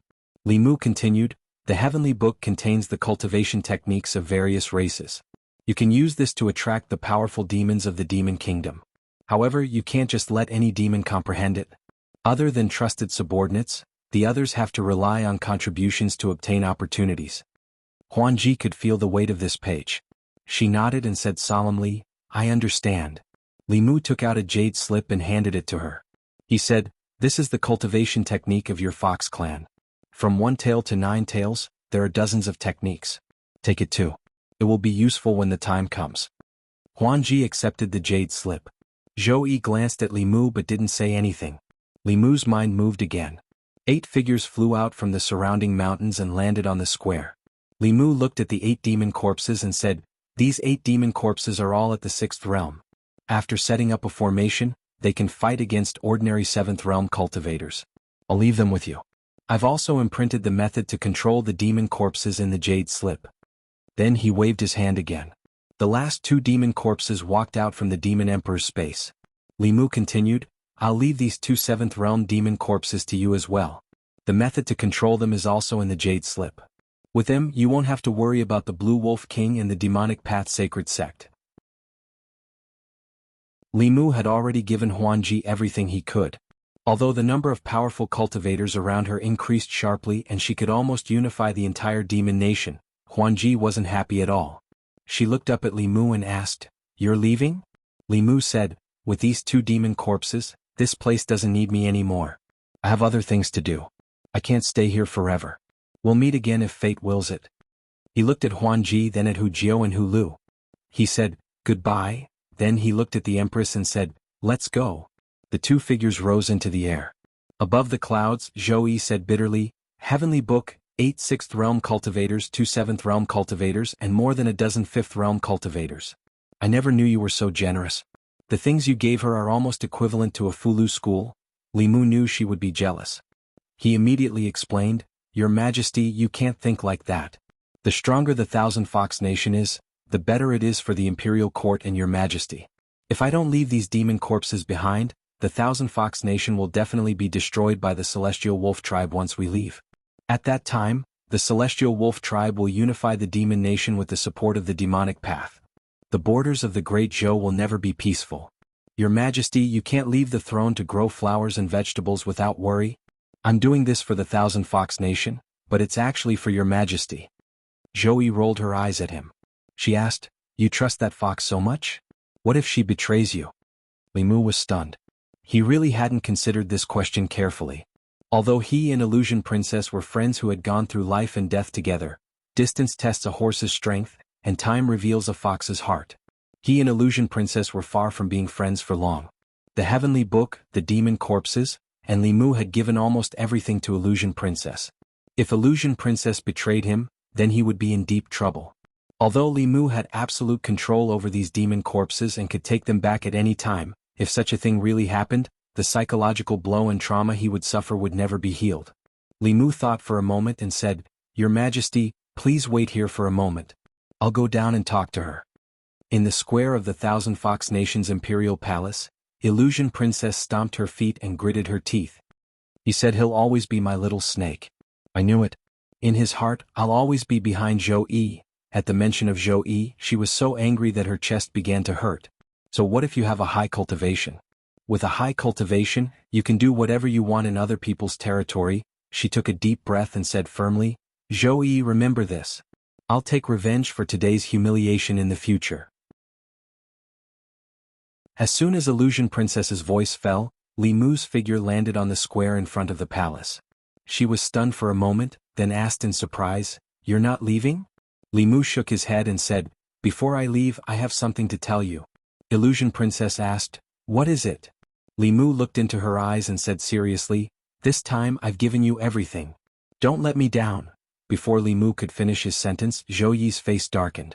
She grabbed the air and Li Mu was directly pulled to her side. She grabbed Li Mu's wrist and said angrily, "What are you talking about? Let's go." Just as the 2 of them were about to leave, in the distant sky, several powerful auras were rapidly approaching. Among them, the two leading auras were particularly powerful. Chapter 496. In the distant horizon, 6 figures were approaching Jianghu Nation. The Green Wolf King and another burly man stood side by side. When they were about to approach Jianghu Nation, the Green Wolf King crossed his arms and said in a deep voice, "Be careful. That bell is unusual. Don't hit it." Behind him, the others stopped abruptly, not daring to fly too fast. The Green Wolf King waved his hand, and a mountain rose from the ground and smashed toward Jianghu Nation. There was no bell projection outside the Thousand Fox Kingdom, but instead, a streak of golden light flew over from another direction. The golden light seemed to contain a rune. After it shot into the mountain that was smashing toward Jianghu Nation rolled back toward the Green Wolf King and the others. Boom! The Green Wolf King punched out, and after a deafening sound, the mountain shattered into pieces and smashed into the ground. Smoke and dust splashed up and a large number of trees were crushed. Boulders the size of houses rolled in all directions. Although all the monsters within 100 miles of Jianghu Nation had entered Jianghu Nation, there were still many beasts in the mountains that died in this disaster. The Green Wolf King looked in the direction of the golden light, and a beautiful woman's face appeared in his eyes. When he saw the woman, the Green Wolf King's body trembled, and fear rose in his heart. He blurted out, "She hasn't left yet." At the same time, the sage sect elder who possessed the tiger monster was also shocked. He said in disbelief, "The Empress of the Great Zhou. It's the Empress of the Great Zhou." Others might not know the Empress of the Great Zhou, but as the sage sect elder in charge of the affairs between Zhou Province and Life Province, how could he not know the ruler of the most powerful nation in Zhou Province? But the Empress of the Great Zhou was not in Chengdu. Why was she here? After a moment of shock, his face lit up with joy. He immediately said, "Let's not worry about Jianghu Nation for now. If we can keep the Empress of the Great Zhou here, it'll be much more meaningful than unifying the Yao Nation." As he spoke, he had already formed a seal with his hands. In the next moment, thick and heavy dark clouds rolled up in the sky above Li Mu's head. The dark clouds rolled and changed crazily, and soon an inverted lotus shape appeared. The moment the lotus flower took shape, golden lines fell from the petals of the lotus flower to the ground. The lotus flower and the golden thread formed a cage, completely imprisoning this part of the world. The power of heaven and earth coiled around the golden threads. Even a seventh realm cultivator would find it difficult to break this seal within a short period of time. The sage sect elder said to the Green Wolf King, "You and I will work together to deal with the Empress of the Great Zhou first." The Green Wolf King quickly formed a seal with his hands, and a full moon formed above his head. The sage sect elder's lips trembled slightly. Within the confined space, the power of heaven and earth began to vibrate violently. Clearly he was preparing an extremely powerful spell. Li Mu transmitted an order with his mind, and 10 figures rose from the ground and stood beside him. Then he summoned the law bell and covered Thousand Fox Nation. The aftermath of the battle between two Seventh Realm cultivators was enough to destroy the entire Thousand Fox Nation. 10 demonic corpses floated in the air, not concealing their auras at all. Seeing this, the Green Wolf King's wrist trembled, and his hand made a wrong seal. The spell was immediately interrupted, and the full moon above his head disappeared. He looked at the 10 demonic corpses and his gaze stopped on the last 2. He mumbled, "They must be fake." The sage sect elder clearly did not expect such a turn of events. Looking at the 2 demonic corpses whose auras were no weaker than 7th realm cultivators, his lips trembled, and he could not continue his incantation. Damn it, he had guessed correctly. There really was a mysterious faction with 7th realm cultivators on the Zhou continent, and 2 of them at that. Before they came, they thought that it would be 2 7th realm cultivators against 8 demonic corpses whose combined strength was comparable to 7th realm cultivators. It was not a big problem. They did not expect that apart from the 8 6th realm demonic corpses, Thousand Fox Nation also had 2 7th realm demonic corpses, as well as the Empress of the Great Zhou. They were going to fight 2 against 5. The 10 demonic corpses counted as 3, and the Empress of the Great Zhou counted as 2. If they were not careful, the 2 of them would die here. Even the 2 7th realm cultivators were afraid, and the 4 6th realm cultivators including the Celestial Wolf King were even more shocked. The Green Wolf King was already scared before the battle started. He quickly said, "Honorable Elder, let's retreat first. Now is not the time to attack Heavenly Fox Nation." The sage sect elder looked at Thousand Fox Nation trapped by the Black Lotus and gritted his teeth. It's too late to regret now. This array can trap transcendence. Once it's completed, it will disappear after 15 minutes. Before that, we can only break it by force. It was impossible to win 2 against 5, but the Green Wolf King could not scold the Sage Sect Elder for being stupid and cutting off his own escape route before he knew the opponent's strength. He said in a low voice, "Then let's break this array by force." The Sage Sect Elder glanced at him and said, "We can break this array if we work together, but by then we will be exhausted. How can we resist the Empress of the Great Zhou? I will take care of the 2 7th realm demonic corpses. You use all your strength to hold off the Empress of the Great Zhou for 15 minutes. Perhaps we still have a chance." The 2 7th realm demonic corpses had already surrounded them. As soon as the Sage Sect Elder finished speaking, a cloud of black mist erupted from his body and enveloped the 2 demonic corpses. The Celestial Wolf King and the other 3 6th realm demonic corpses went up against the 8 6th realm demonic corpses. After all, they were living creatures with both body and soul. Their strength was stronger than the demonic corpses, but they were far from being able to fight 1 against 2. However, the 8 demonic corpses would not be able to take them down in a short time. The Green Wolf King knew that it was too late to retreat now. A hint of viciousness appeared in his eyes. He roared and turned into a huge wolf with the head of a wolf and the body of a human. The huge wolf spat out a huge beam of light that went straight for the Empress. The Empress formed a seal with her hands, and a huge circular barrier appeared in front of her. The barrier was colorless and transparent, and there were golden runes flashing on it. It blocked the beam of light from the huge wolf's mouth, and a temporary stalemate ensued. In Jianghu Nation, 2 figures flew out from a mountain. The Lord of Illusions looked at the huge wolf outside the bell and said softly, "The celestial wolf howls at the moon." The next moment he and Huan Yun flew up and shouted at Li Mu, "Let us out." Li Mu sent an order to the Dao Bell, and a gap appeared on the Dao Bell's shadow. The Lord of Illusions and Huan Yun flew out of the gap and went straight for the Celestial Wolf King and the other demonic corpses. Li Mu couldn't participate in a battle of this level. He returned to Jianghu Nation and stood beside Huan Ji watching the battle. Although the Lord of Illusions hadn't recovered his full strength, he was still half a level 7. With Huan Yun and the father and son working together, the 4 demonic corpses instantly felt the pressure increase, and they were immediately defeated. On the other side, the beam of light from the huge wolf's mouth had shrunk, but the Empress's expression was still calm. The Green Wolf King knew that it was no match for the Empress of the Great Zhou in terms of power. It closed its mouth and used its Dharma form to raise its huge wolf claw and swiped at the Empress. Just as the wolf claw was about to hit her, the Empress's figure suddenly disappeared. Bang! With a loud sound, the giant wolf's chest caved in at a speed visible to the naked eye.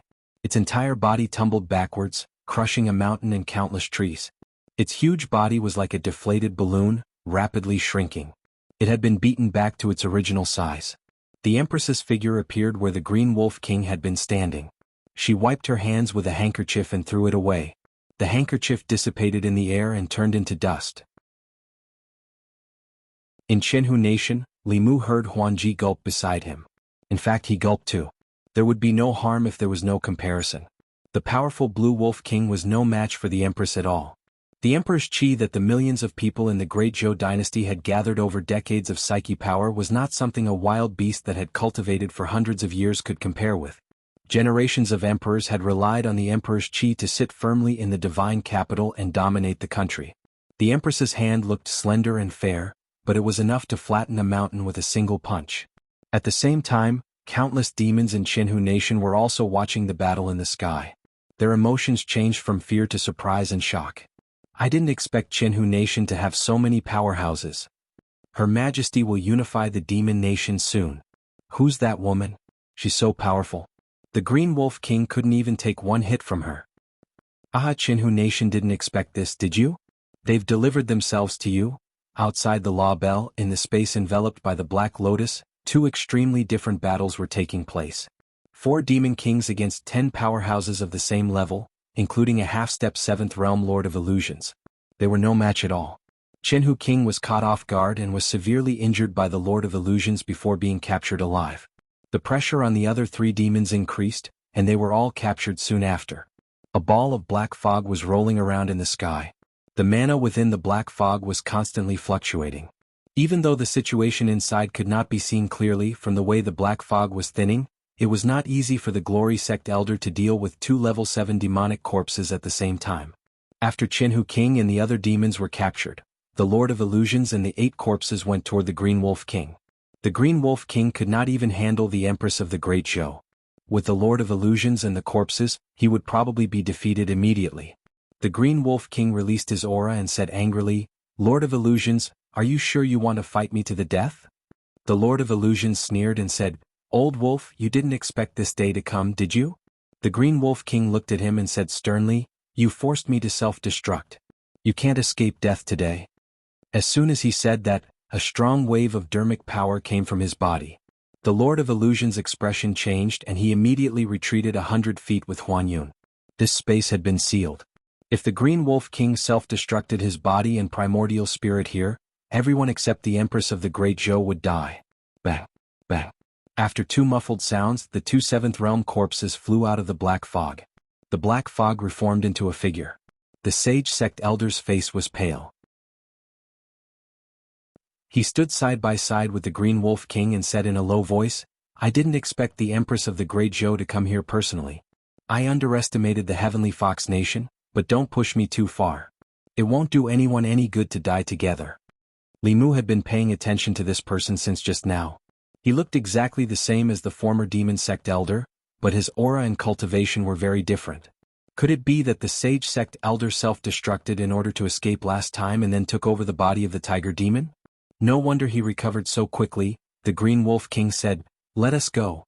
Otherwise, even if I die here today, I will drag the 1,000 Fox Nation down with me." The Sage Sect Elder also released a strong aura. Apparently he wanted to fight with the Green Wolf King. Fear appeared on the Lord of Illusion's face. He could not ignore the threat of the Green Wolf King. The destruction of the 7th realm was too strong. Back then, in order to deal with him, the 3 elders of Yu and Ming, who were in charge of the ancestral and life continents, came together. They only dared to sneak and attack when he was in seclusion. If the Green Wolf King and this Sage Sect Elder really had the intention of destroying everything, even with the protection of the bell, the 1,000 Fox country might not be able to survive. Li Mu flew back to the Empress and asked telepathically, "Your Majesty, what do you think?" Zhou Yi looked at the Green Wolf King and the Sage Sect Elder and frowned. She said in a low voice, "This space is sealed. The power of their self-destruction will be many times stronger. I may not be able to protect you." She looked at Li Mu and said without hesitation, "Let them go." Li Mu looked at the Green Wolf King again. This was the reason why there were very few battles to the death between 7th-level cultivators on the continent. Their deterrence was like a nuclear bomb. Even if they could not defeat their opponent, they could still drag both parties down with them. Although there were about 5 7th realm cultivators here, they still couldn't kill them. Seeing that the threat was effective, the Green Wolf King struck while the iron was hot. "Let us go today, and I can swear that I will never invade the 1,000 Fox Nation again." This promise didn't matter. After today, even if he had 10 times the courage, he wouldn't dare to invade the 1,000 Fox Nation again. However, if he let them go just like that, Li Mu couldn't take it lying down. He looked at the Green Wolf King and said, "Where do you think this is? You can come and go as you please. I can let you go today, but only your primordial spirits can leave. You must leave your physical bodies behind." The Green Wolf King said without hesitation, "Don't even think about it." Li Mu said coldly, "Then there's no room for discussion. If you want to self-destruct, then self-destruct.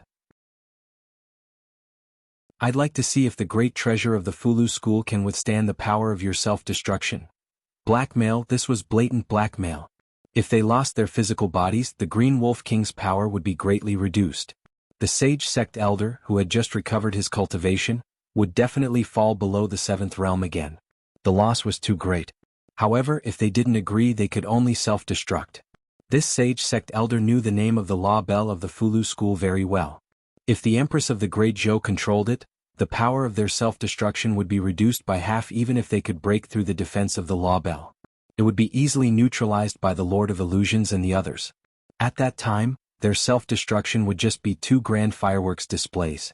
Anyway, this body wasn't his in the first place. At worst, he could just find another one. Self-destruction was just a threat. He had cultivated for 100 years to reach this level. How could he easily self-destruct his primordial spirit? He turned to look at the Green Wolf King and said in a low voice, "Give it to them. This is our mistake. Don't think about escaping unscathed." How could the Green Wolf King not understand this logic? However, he was truly unwilling to give up on his physical body. The sage sect elder said in a low voice, "This is an order." The Green Wolf King took a deep breath and looked down at his body reluctantly. An illusory shadow floated out from the top of his head. The sage sect elder also abandoned the tiger demon's physical body. Then the Lord of Illusions released the 4 demon kings. The 4 demon kings' primordial spirits unwillingly left their bodies and followed the 2 primordial spirits into the distance. Li Mu didn't let the demon corpse stop them. The cultivation of high-level cultivators was mostly in the primordial spirit. If they wanted to completely kill a 7th realm cultivator, they would have to pay a terrible price. He didn't want the Empress to be hurt even a little. Besides, now they were no longer a threat to the Celestial Fox Kingdom. From today on, the Celestial Fox clan was officially the most powerful demon clan in the Demon Kingdom.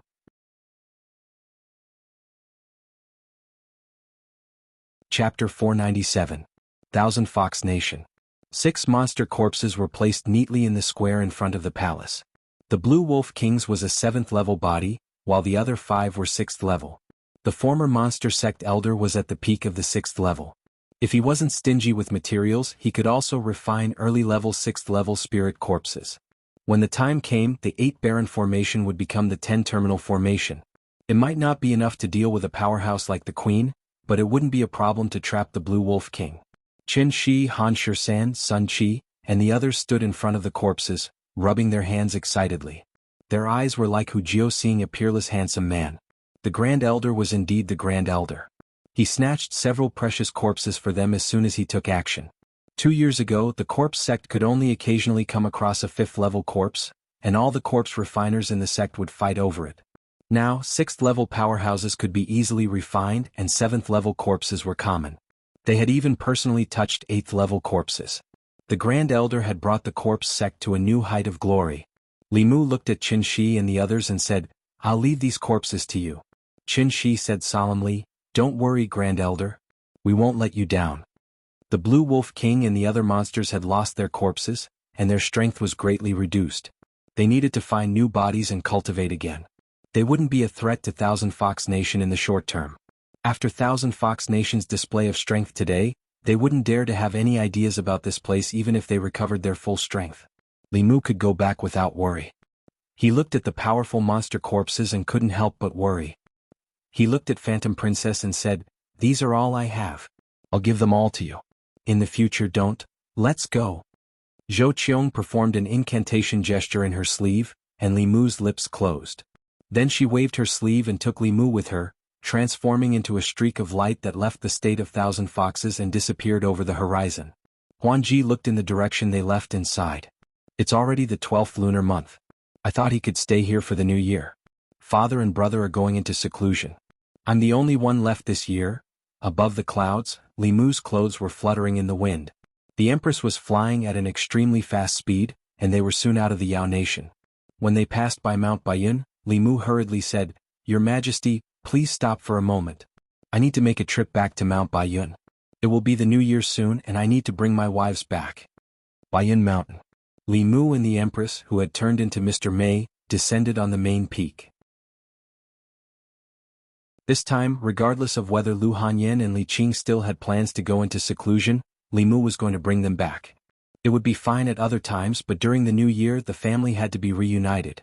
Not long after, on a flying boat, Li Mu looked at Lu Hanyan and Li Qing, who had already reached the peak of the 5th realm. He was speechless for a long time. Among the 3 of them he was the first to break through, but now he was the one with the lowest cultivation. Li Mu glanced at the Empress, who was standing at the bow of the boat. If it wasn't for her, under the bombardment of resources from Fulu School, perhaps he would already be the youngest 6th realm cultivator on the continent. In the past, his cultivation was only below that of the Empress. Now even Lu Hanyan and Li Qing were above him. Lu Hanyan also noticed Mr. Mei, who was standing alone at the bow of the boat. It was mainly because her family of 3 was at the back of the boat, and she was standing alone at the bow of the boat. It was as if she didn't fit in with the rest of the world. Lu Hanyan only glanced at him and felt very lonely. She walked over and said, "Sister, please move back a little. The wind is strong in front." Mr. Mei didn't even turn his head. He said calmly, "I like to be in the wind." Lu Hanyan didn't know why he didn't want to turn his head. He stood coldly at the bow of the boat and didn't even look at them. Seeing that he had a coldness that kept people at 1,000 miles away, they didn't get closer. Li Mu walked to the bow of the boat and said to him, "It's almost New Year's Eve. Her Majesty should be alone in the palace that day. Please go back and tell Her Majesty that if she's free on New Year's Eve, she can come to my house for dinner." Mr. May turned around and glanced at him. He said calmly, "Her Majesty should be very busy that day. She might not agree." Shindu. When Li Mu and the girls returned, it was already night. At this time it was snowing lightly in Shindu. Li Mu stood at the door and knocked. The courtyard door opened quickly and a head popped out. When Li Mu saw Bai Tingxin, he knew something was wrong. Before he could do anything, the green snake had already pounced on him as usual and hung on him. Bai Tingxin just pouted and wanted to kiss Li Mu's face hard when she saw Lu Hanyan and Li Qing behind him.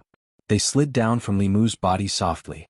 At this time Wanwan, Xiaobai and Yin Xan walked out of the courtyard. "Big Brother Li, Mississippi, benefactor." Li Mu smiled at Yin Xan. He hugged Wanwan and Xiaobai and turned them around. Then he said, "Go in quickly." The time spent in the Demon Nation was not short. When they returned to Shindu, it was close to the end of the year. It would be New Year's Eve in a few days. Compared to last year's desolation, this year's house was much livelier. Not only did Lu Hanyan and Li Qing return early, but there were also the two sisters Yin Xian and Tingxin in the house. In addition, the 4 rabbit demons were also released by Li Mu from the Demon Emperor's space. The originally desolate house immediately became lively. It was just that there were more women than men. However, there were benefits to having more women in the house. As the end of the year approached, Li Mu did not need to worry about anything in the house, be it purchasing New Year's goods or decorating the house. After serving Phantom Princess for a few months, he only needed to lie down at home. Xiaobai and Wanwan could serve him comfortably. Ziwei Palace. It was the last morning court session of the year. The atmosphere in the court was fiery. In the past year, the Great Zhou's national power had turned from extreme decline to extreme prosperity. The faith of the people in the country had greatly increased. The southern countries had submitted, the demons in the 36 counties had submitted, and the Great Zhou had established diplomatic relations with the Demon Nation for the first time. All these major events made the court officials extremely excited. The huge dragon of the Great Zhou had been sleeping for too long. Finally this year it began to awaken. The Minister of Rights stepped forward and bowed. "Your Majesty, with the achievements of the court last year, the end of the year should be celebrated. I propose that on New Year's Eve, we hold a banquet in the palace for all the officials to celebrate together." "I second the motion." "I second the motion." In the court, many officials stood up and asked for a memorial. The achievements of the last year were worthy of a celebration for all the officials in the court. Shangguan Li walked behind the curtain and quickly came out again. "His Majesty has spoken. New Year's Eve is a day for family reunion. In the past year, all the officials have worked hard for the court. The morning court session ended and you have neglected to accompany your families. His Majesty has specially allowed the officials to spend New Year's Eve at home. After the first day of the court session, he will invite the officials to a banquet in the palace." When Shangguan Li finished speaking, the court was silent. These words made them feel extremely ashamed. The improvement of their faith, the deterrence of the various countries, the incorporation of the demons, and the establishment of diplomatic relations with the Demon Nation. All of these were due to Li Mu's contributions. They were far from being able to say that they had worked hard for the court session. At the same time they were somewhat moved. In the past, because they were dissatisfied with a woman in power, they had repeatedly opposed His Majesty. However, not only did His Majesty not care about the past, he also sympathized with them and specially allowed them to reunite with their families on New Year's Eve. How magnanimous was this? After a moment of silence, the officials cupped their fists and bowed. "His Majesty is merciful. Thank His Majesty for His benevolence. I am willing to do my best for the Great Zhou. I will not hesitate to die 10,000 deaths." After His Majesty's reminder, many officials thought of their families and felt somewhat guilty. They must accompany their families on New Year's Eve so that they would not let His Majesty down. The officials had already left. At the entrance of Ziwei Hall, Zhou Xiong asked Minister Zhou Jing, "Big Brother, on New Year's Eve this year should we invite His Majesty?" Without waiting for him to finish, Zhou Jing shook his head and said, "How can His Majesty leave the palace on New Year's Eve? It is not appropriate. There is no need to mention it again." Looking at his big brother's departing figure, Zhou Xiong sighed. Although His Majesty was His Majesty, she was also the daughter of the Zhou family. She had not returned to the Zhou family for many years. How lonely would it be for her to be alone in the palace on New Year's Eve? After the morning court session, Zhou Yi left the back hall of Ziwei Hall. The moment she walked out of the hall, her figure disappeared into thin air. In the Li residence, Bai Tingxin saw Zhou Yi appear out of thin air in the courtyard. She ran over and took her hand, saying, "Sister Zhou, you came at the right time. We were just about to make dumplings." A group of women were making dumplings in the courtyard while Li Mu was busy in the study. Tomorrow was the court session. The empress did not have to worry, but Li Mu had to worry. This court session was different. In addition to the officials from all the counties, the southern countries and the Thousand Fox country would also send envoys. If something went wrong, it would be the great Zhou that would lose face. In the courtyard, Xiao Bai was making dumplings in various animal shapes. When she heard a knock on the door, she washed her hands and ran over. She opened the door and saw two women and a man standing outside. She felt very close to them. She asked curiously, "Who are you looking for?" A young and beautiful woman looked at her and asked with a smile, "Are you Xiao Bai?" In the study, Li Mu, who was reviewing the proceedings of the court session, suddenly felt a few familiar auras. He looked outside in shock and muttered, "No way!" The Empress of the Great Zhou pretended to be a female official, and the Empress of the Thousand Fox country pretended to be an envoy of the Demon country. Li Mu walked out of the study and saw Huanji, Hu Jiu, and Hu Lu, who had already entered the courtyard. He was speechless. In the courtyard, Zhou Yi looked at Huanji and said unhappily, "What are you doing here?" Huanji snorted and said, "This is not your home. If you can come, why can't I?" Lu Hanyin gave Li Mu a look. Li Mu knew that this was to save him some face and explain it to her at night. After Huanji came to the Li residence, she had no intention of leaving. Li Mu asked Wanwan and Xiao Bai to make a few more dumplings. It was supposed to be a reunion dinner on New Year's Eve, but it was not a reunion at all. The women in the family were clearly divided into 4 camps. Lu Hanyin, Li Qing and Wanwan were in one camp. Xiao Bai was temporarily with Huanji. This was the first time she met someone of the same race after the death of her family. After a while, she kept calling out, "Sister Huanji." The Empress and Bai Tingxin were in the same camp. Li Mu did not know when their relationship became so close. When the two empresses met, there was naturally tension. As for Lu Hanyin and Li Qing, they looked at Li Mu suspiciously from time to time. Although they did not ask, Li Mu knew that it would not be easy to pass the test at night.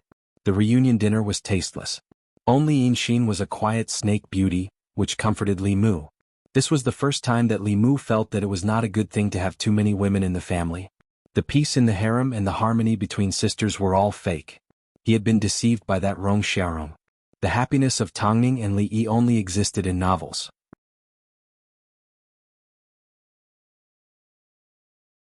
Chapter 498. The moment the old year entered the new year, countless bright fireworks bloomed in the night sky of Shindu in the Li residence. The smoke that had been lingering for a long time eased. Everyone looked up at the night sky and was attracted by the beautiful scenery. Fiery trees and silver flowers, a riot of colors.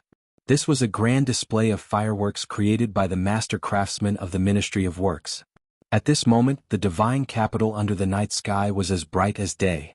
Beautiful faces were reflected in the light beside Li Mu. Surrounded by beauties, it was more beautiful than the fireworks in the sky. If they could love each other and live in harmony, how good would that be? Unfortunately, this was only Li Mu's beautiful hope. After the fireworks show, Li Mu took the initiative to ask the Empress to stay in the Li residence. Now that she was back in the palace, even Mr. Mei and Shangguanli were not by her side. What left her was only extreme loneliness. The Empress glanced at Lu Hanyin and Li Qing. She rejected Li Mu without hesitation and said to Bai Tingxin, "Tingxin, come back to the palace with me." Bai Tingxin took her hand and said, "Okay." Li Mu didn't know when the two of them formed such a deep revolutionary friendship. After the Empress and Ting Xian's figures disappeared in front of him, Phantom Princess's gaze swept over the women beside Li Mu and said faintly, "We're also returning to the Chamberlain of Dependencies." After that she left with Hu 6 and Hu 9. Li Mu read some meaning from her eyes. This time, he was afraid that his image of a lecher would be completely confirmed in Phantom Princess's heart. He did not ask Phantom Princess to stay because there were not enough rooms in the house. After all the outsiders left, Li Mu returned to his room and explained to Lu Hanyin why there were almost no rooms in the house after she had been in seclusion for a few months. Li Mu said seriously, You know Xian and Tingxin are my nieces. Brother Bai and his wife are wandering outside, so they asked me to take care of them and guide their cultivation.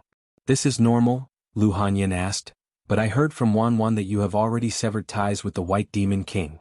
Li Mu said helplessly, I'm not him. I don't know why he suddenly acted this way. The thoughts of the demon race can't be understood with common sense. After all, Xian and Tingxian had gone through life and death with them. Lu Hanyan also knew about the relationship between Li Mu and the White Demon King, so she didn't harp on this matter. She asked again, is there something that you and the fox from the Thousand Fox Kingdom haven't told me? Li Mu denied, no, it's just to support the Thousand Fox Nation and keep the Diabolism and the Celestial Wolf tribe in check. I stayed in the Celestial Fox Nation for a long time and saved her family, helped her seize power, and also became their Grand Preceptor, giving her ideas and strategies. Lu Hanyan asked, only the Grand Preceptor? Li Mu glanced at her and said, don't tell me you also heard some rumors. Don't you know me? Would I become the Empress of the Thousand Fox Nation? Don't believe those rumors? Lu Hanyan frowned and asked, what Empress? Li Mu was stunned for a moment and waved his hand. Forget it. Lu Hanyan looked at him indifferently. Speak. Li Mu said concisely, it's nothing. It's just that Phantom Princess is now the Empress of the Thousand Fox Nation. She wanted me to be the Empress of the Thousand Fox Nation, but I refused. Seeing that Lu Hanyan was looking at him with a scrutinizing look, Li Mu was disappointed and said, you doubt me, you actually doubt me. We've been married for so long and you've been in closed-door training at Mount Baiyun. Do I have any complaints? These days I've kept my chastity to you and never flirted with other women. So many people have tempted me with their beauty, and that fox spirit even asked me to be the Empress. I've kept my bottom line, but now you're doubting me? Li Mu was full of complaints. Lu Hanyan thought carefully and realized that after they got married, she had indeed spent very little time with Li Mu. A look of guilt appeared on her face. She grabbed his hand and said, didn't I keep Wan by your side? She and Xiaobai only have you in their hearts. They'll be yours sooner or later. It's your fault for keeping your chastity. Li Mu waved his hand and said, they're still too young. I still think of them as children. Xiaobai and Wan, one was a fool and the other was a fool. Li Mu couldn't convince himself for the time being.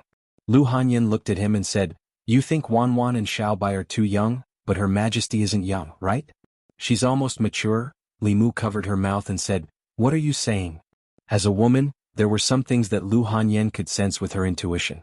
Many years ago, when she first saw the Empress, who was still the Crown Princess, she had inexplicably felt some hostility toward her. Only now did she realize where that trace of hostility had come from. At that time she had a premonition that that woman would steal her man in the future. At this moment she couldn't describe what she was feeling. Lu Hanyan shook her head and tossed this thought to the back of her mind. She then gave Li Mu a look. Li Mu understood. With a flick of his finger, he extinguished the candles in the room. Every year on the first day of the first lunar month, the imperial court would routinely hold a grand court assembly. During Emperor Xian's reign, the 36 counties were unstable. The Yao Kingdom and the Ghost Realm repeatedly invaded, and the small countries in the south also began to harbor disloyalty year after year. In the entire Grand Court Assembly, there were very few good things worth mentioning. After the Grand Court Assembly, the officials would often sink into a long period of worry. So in the end, Emperor Xian simply cancelled the Grand Court Assembly. Out of sight, out of mind. This Grand Court Assembly was the one that the officials had looked forward to the most in the past few decades. In the past year, Great Zhou had achieved too much. The number of crimes in each county had decreased, the faith of the people had increased, and the incorporation of the demons had been exceptionally smooth. Now, each county no longer needed the Department of Worship to govern. The cooperation between the government and the demon department was enough to ensure the peace of the land. The Yao Kingdom, which had always been Great Zhou's enemy, also sent an envoy this time to convey the goodwill of the Queen of Thousand Fox Country. The ambassadors of the southern countries, except for Shin Country, all expressed their allegiance to Great Zhou. During the morning court assembly, the officials rarely closed their mouths. After the Grand Court Assembly was dismissed, His Majesty held a grand banquet in the palace for the officials. All the officials returned home to their heart's content. The streets of Shin-Du were decorated with lanterns and colored banners. The common people wore new clothes and flooded the streets to wish each other a happy new year. After the banquet, the officials returned to their manors. This was their longest holiday of the year. Except for a few important yamens, The rest of the yamens would only open after the Lantern Festival. Li Mu walked out of the palace gates and strolled on the streets. It had been a long time since he felt the greetings of the common people. "Lord Li, Happy New Year. Long time no see, Lord Li. Lord Li, you're amazing. You even settled the Yao Kingdom. I heard that the Queen of Thousand Fox Country wants Lord Li to be her empress. Is that true?" After not seeing Li Mu for a few months, the common people's enthusiasm did not diminish. In fact, it was even greater than before. Everyone knew that Lord Li had not been slacking off in the past few months, nor did he abandon the common people. Instead, he had gone to the most dangerous Yao Kingdom to fight on the front lines to protect Great Zhou and the common people. Once again, reality proved that this was a person they could always trust no matter what. The feeling of bathing in the mind power made Li Mu feel very comfortable. As he walked, he continuously absorbed the mind power of the common people. At a certain moment, Li Mu's body suddenly trembled and he stood rooted to the ground. At the same time that he absorbed the mind power, a huge surge of heaven and earth power suddenly descended from the sky and surged into his body. The heaven and earth power was originally very violent, but this surge of heaven and earth power was very gentle. After entering Li Mu's body, it directly merged with his primordial spirit. Li Mu's cultivation level at this moment jumped from the early stage of the fifth realm to the peak of the fifth realm. Li Mu stood rooted to the ground in shock. He was caught off guard by this huge surprise. On the path of cultivation, whether it was cultivating the body or the primordial spirit, it was all about finding ways to allow the body and the primordial spirit to hold more dharmic powers. The primordial spirit was like a container. The larger the container, the more dharmic powers it could hold, and the stronger it would be. The path of cultivation was to expand the container. After this surge of heaven and earth power merged with Li Mu's primordial spirit, his primordial spirit instantly became much stronger. The dharmic powers it could hold also greatly increased. There was only one reason for this situation to occur so inexplicably. The Taoist technique that he created had received the approval of heaven and earth. Just like Xiaoyu back then, with just a few short sentences, it had resonated with heaven and earth. It had instantly raised her from a small yin spirit to a fifth realm evil spirit. Li Mu had once been very unhappy about this. Now he finally experienced Xiaoyu's happiness. Just as he was feeling puzzled, a trace of understanding suddenly rose in his heart. Establishing a heart for heaven and earth, establishing a life for the people, inheriting the lost knowledge of the past saints, establishing peace for all ages. These were once just grand words that he had said. However, whether it was for the Empress or for the Great Zhou, Li Mu was truly living up to these words. Establishing a heart for heaven and earth, establishing a life for the people. The people of the divine capital had their own judgment.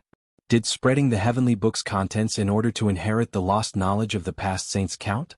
For the sake of establishing peace for all ages, taking in the demons of the Great Zhou, turning enemies into friends with the demon nation, and promoting the peaceful coexistence of humans and demons. Although it was only a small step, he was still working towards this great goal. The empowerment of the power of heaven and earth was his reward. This was not all of the reward. When Li Mu completely lived up to the phrase, establishing peace for all ages, he would also completely master these few lines of the mantra. At that time, who knew what level the empowerment of the power of heaven and earth would allow him to reach? Li Mu let out a long sigh of relief. His previous thinking was indeed correct. This was the true shortcut of cultivation. When Taoist techniques appeared in the world, other than the empowerment of the power of heaven and earth, they would also be accompanied by supernatural powers. For example, Xiaoyu's snow domain. Within a certain area, the enemy's supernatural power would be weakened, and her power would increase greatly. Who knew what kind of powerful supernatural powers these 4 lines of mantra would allow Li Mu to master? Of course, he would not test it out in public. If something happened again, he would be embarrassed in public. At this time, he needed to find someone who was powerful, who could protect him, and whom he trusted very much. Thus, Li Mu turned around and returned to the palace. In Jianghu Palace, Zhou looked at him and said with great surprise, "What did you do? How did your cultivation level increase so much in such a short time?" Li Mu gave her a simple explanation. Then he walked out of the palace and began his first attempt. He silently chanted the 4 lines of mantra in his heart. Nothing strange happened around him. However, Li Mu quickly realized that after chanting the mantra, he could control the power of heaven and earth in a certain area around him. As everyone knew, cultivators could control spiritual energy, but they could not control the power of heaven and earth. They could only use the mantra and handprints to mobilize the power of heaven and earth to perform a fixed supernatural power. This was teaching a man to fish. If he could directly control the power of heaven and earth, then it would be filled with endless variables. After all, he could control the power of heaven and earth at will. In principle, he could use it however he wanted. He would not be restricted to one supernatural power. This was teaching a man to fish. If other Tao techniques were fish, then these 4 lines of mantra would be fishing gear. With a fishing rod, fishing line, and bait, he could theoretically catch any fish he wanted. In fact, Li Mu had already thought of a wonderful way to use them. He could directly control the power of heaven and earth, and not use the mantra and handprints to mobilize it. In this way, all Tao techniques would be no secret to him. He did not need to know the mantra and handprints. He only needed to use the power of heaven and earth to simulate them, and he could achieve the exact same effect. Li Mu planned to test it out with the Empress. Suddenly, a ray of light flew out of his ear. The Tao bell rapidly became the size of a palm and circled around Li Mu. Li Mu was stunned for a moment. Then he understood. Every time a new supernatural power or Tao technique appeared, the origin power of heaven and earth would be born. This was the Tao bell's favorite thing. Although this was not the first time that these 4 lines of mantra had appeared, this was the first time that Li Mu had used a Tao technique. The cracks that had appeared on the Tao bell had been repaired by the origin power of heaven and earth. The origin power of heaven and earth produced by those minor Tao techniques could repair and strengthen the Tao bell. Would such a heaven-defying Tao technique be able to increase its power? If the Tao bell could be strengthened, Li Mu would be even more fearless in the future. The Tao bell circled Li Mu faster and faster, and it showed no signs of stopping. Li Mu had never seen it so excited before. It looked like there was a lot of origin power of heaven and earth being born this time. He also started to look forward to it. Beside Li Mu, Zhou Yi was also looking at it with interest. At a certain moment, the Tao bell suddenly stopped spinning. A dazzling light shone from the body of the bell. Li Mu instinctively closed his eyes. When he opened them again, the Tao bell had already disappeared. A naked little girl was floating in front of him. The little girl was about 2 feet tall. She had an oval-shaped face and beautiful black hair. Li Mu had no time to pay attention to the little girl. His expression changed and he blurted out, "Where's my bell?" Zhou Yi was stunned for a moment. Then she quickly formed a seal and a set of clothes appeared on the little girl's body. The little girl's eyes were blank for a moment. When she saw Li Mu, her confusion turned into clarity. She flew toward him and said in a childish voice, "Father?" Li Mu instinctively caught the little girl and hugged her. The little girl looked left and right, then reached out to Zhou Yi and said sweetly, "Mother." Zhang Chun and Prince Shou, who had just walked out of the Imperial Clan Temple and were planning to return to their residences for a long vacation, stood in a daze. They looked at the 2 figures in the square in front of the Chang'e Palace. They did not move for a long time as if they had been petrified. Her Majesty, and Li Mu actually secretly had a child.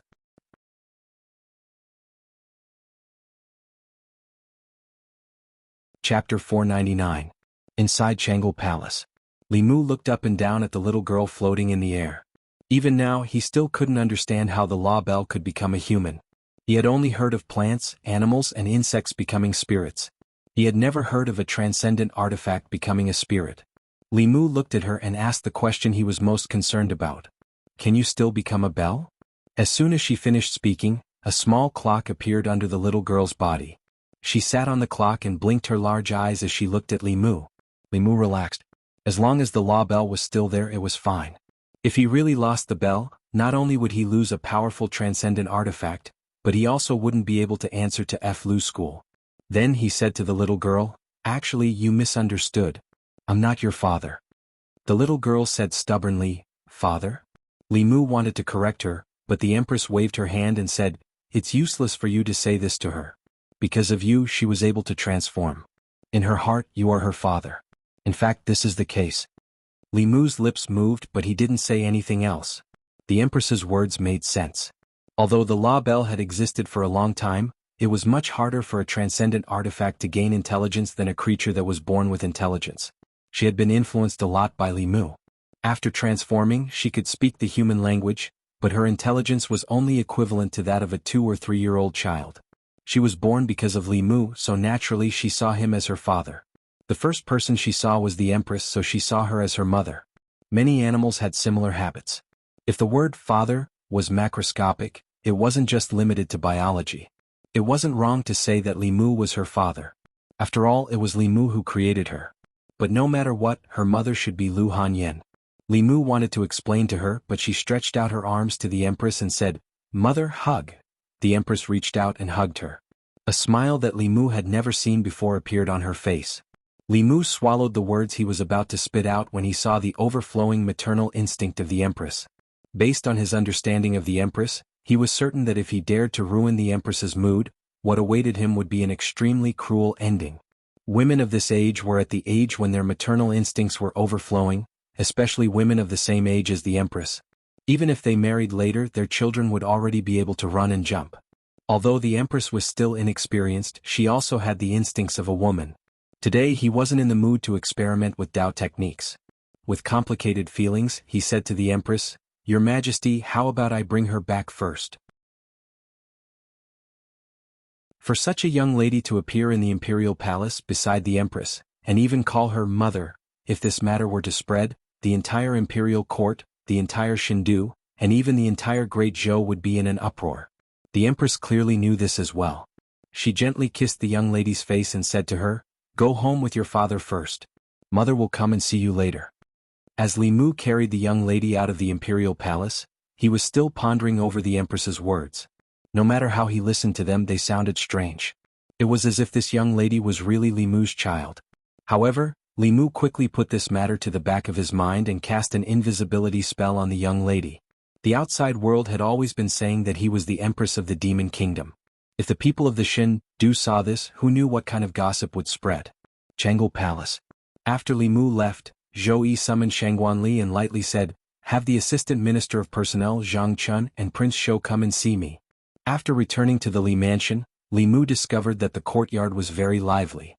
Not only was Ting Xianxin at home, even Phantom Princess was there. He removed the invisibility spell on the young lady.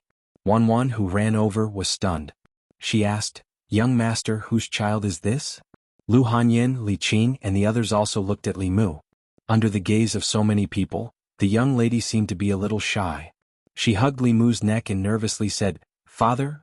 Wan and Xiaobai were dumbfounded. The other pretty faces in the courtyard also turned pale with fright. Li Mu hurriedly said, "Listen to me. It's not what you think." He had turned the Tao bell into its original form and swore to the heavens in order to gain their trust. In fact, after Lu Hanyan and the others discovered the young lady's true form, there was nothing to be suspicious about. She was clearly a spiritual body. She couldn't have been born by Li Mu or a ghost. The adorable young lady quickly ignited the radiance of motherly love in the girls. They surrounded Li Mu and touched her face and pinched her arms. Xiaobai suddenly asked, "Benefactor, what's her name?" Li Mu was stunned. He hadn't thought about this question. Thus, the girls began to enthusiastically give her a name. Wan murmured, "What's her surname? Is it Young Masters Li?" Li Mu thought for a moment and said, "Her surname is Zhong." After all, the Tao bell was from the Fulu school. It wasn't appropriate for her to take his surname. Even if he was the future sect master, it wasn't appropriate for him to take the sect's assets as his own. The girls all expressed their opinions about the name of the young lady, but no one could convince anyone. Lu Hanyan looked at her pink little face and suddenly said, "Since she's a consciousness created by the Tao bell, why don't we call her Zhong Yi?" Li Qing agreed. "This name has a good meaning." Xiaobai also chimed in, Zhong Yi, it sounds very nice." Li Mu shook his head decisively. "This name won't do, definitely not." Lu Hanyan had thought of this name with great difficulty, but Li Mu rejected it for no reason.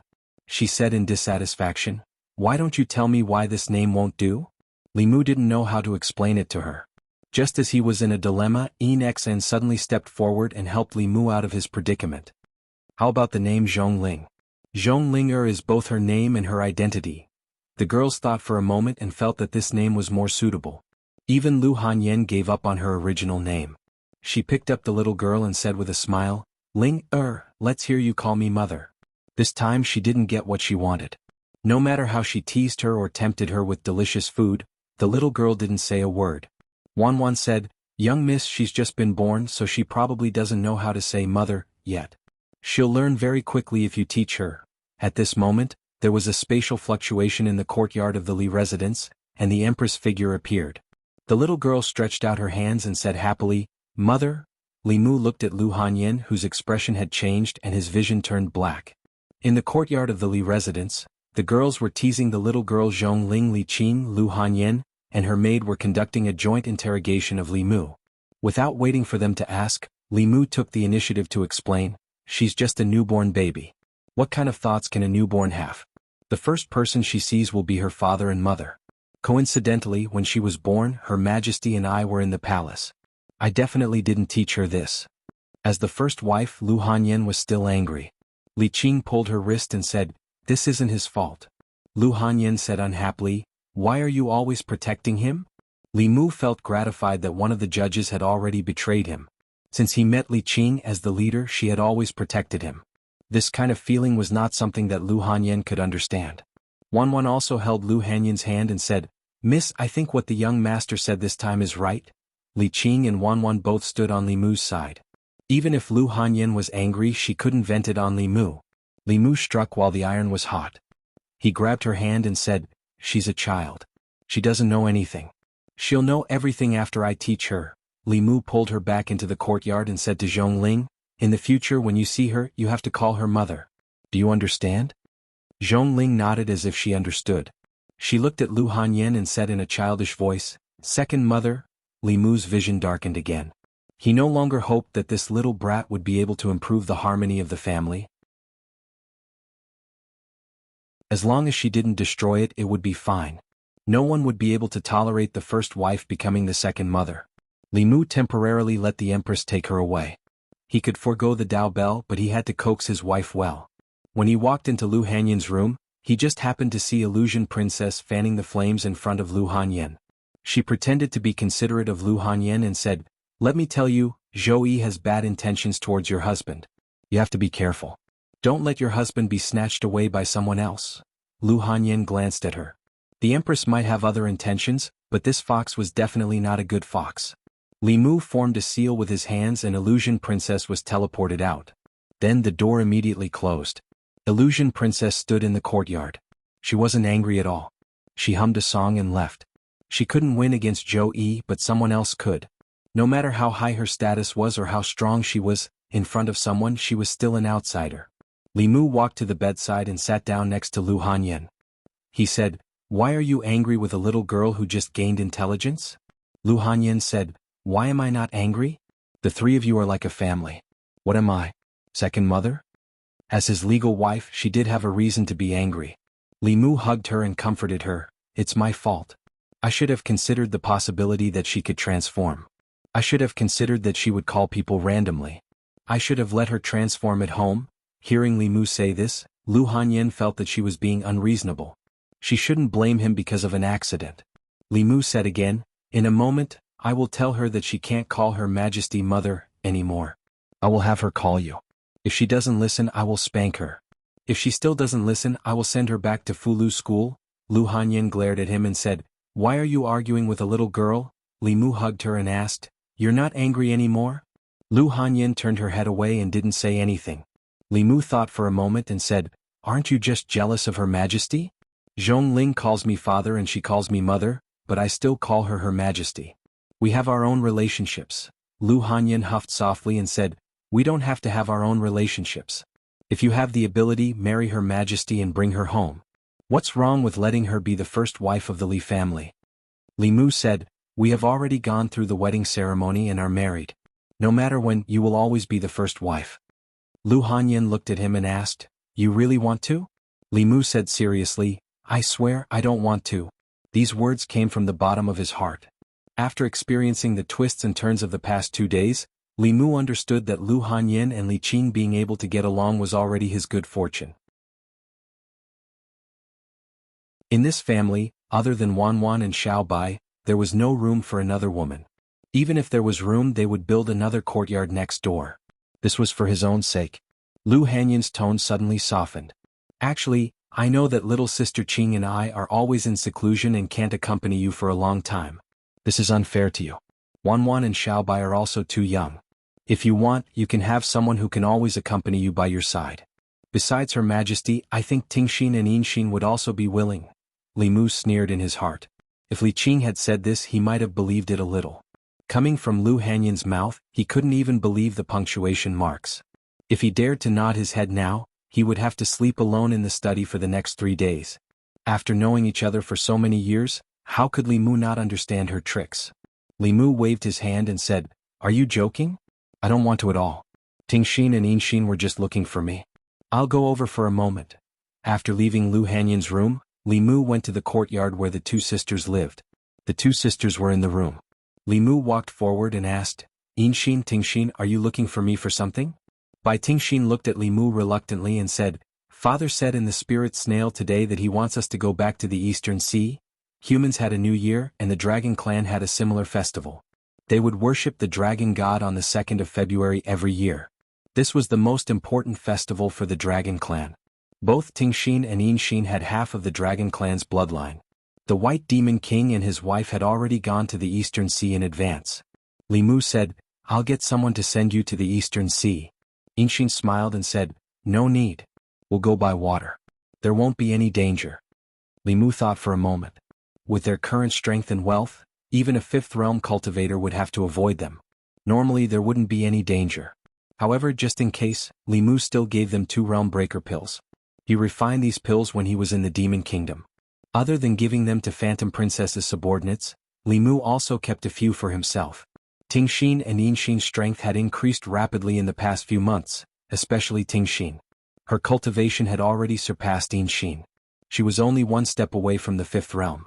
Needless to say, this was naturally due to the Empress's efforts. As long as she could hug the Empress's thigh, her cultivation path would be smooth. Li Mu used 3 days to help them refine the realm breaker pills. He waited until their cultivation had broken through before sending them away. Before they left, the two sisters took the initiative to hug Li Mu. Tingxin even gave Li Mu a spirit snail for communication. Considering her clingy personality, Li Mu was worried that she would call the spirit snail every day to annoy him.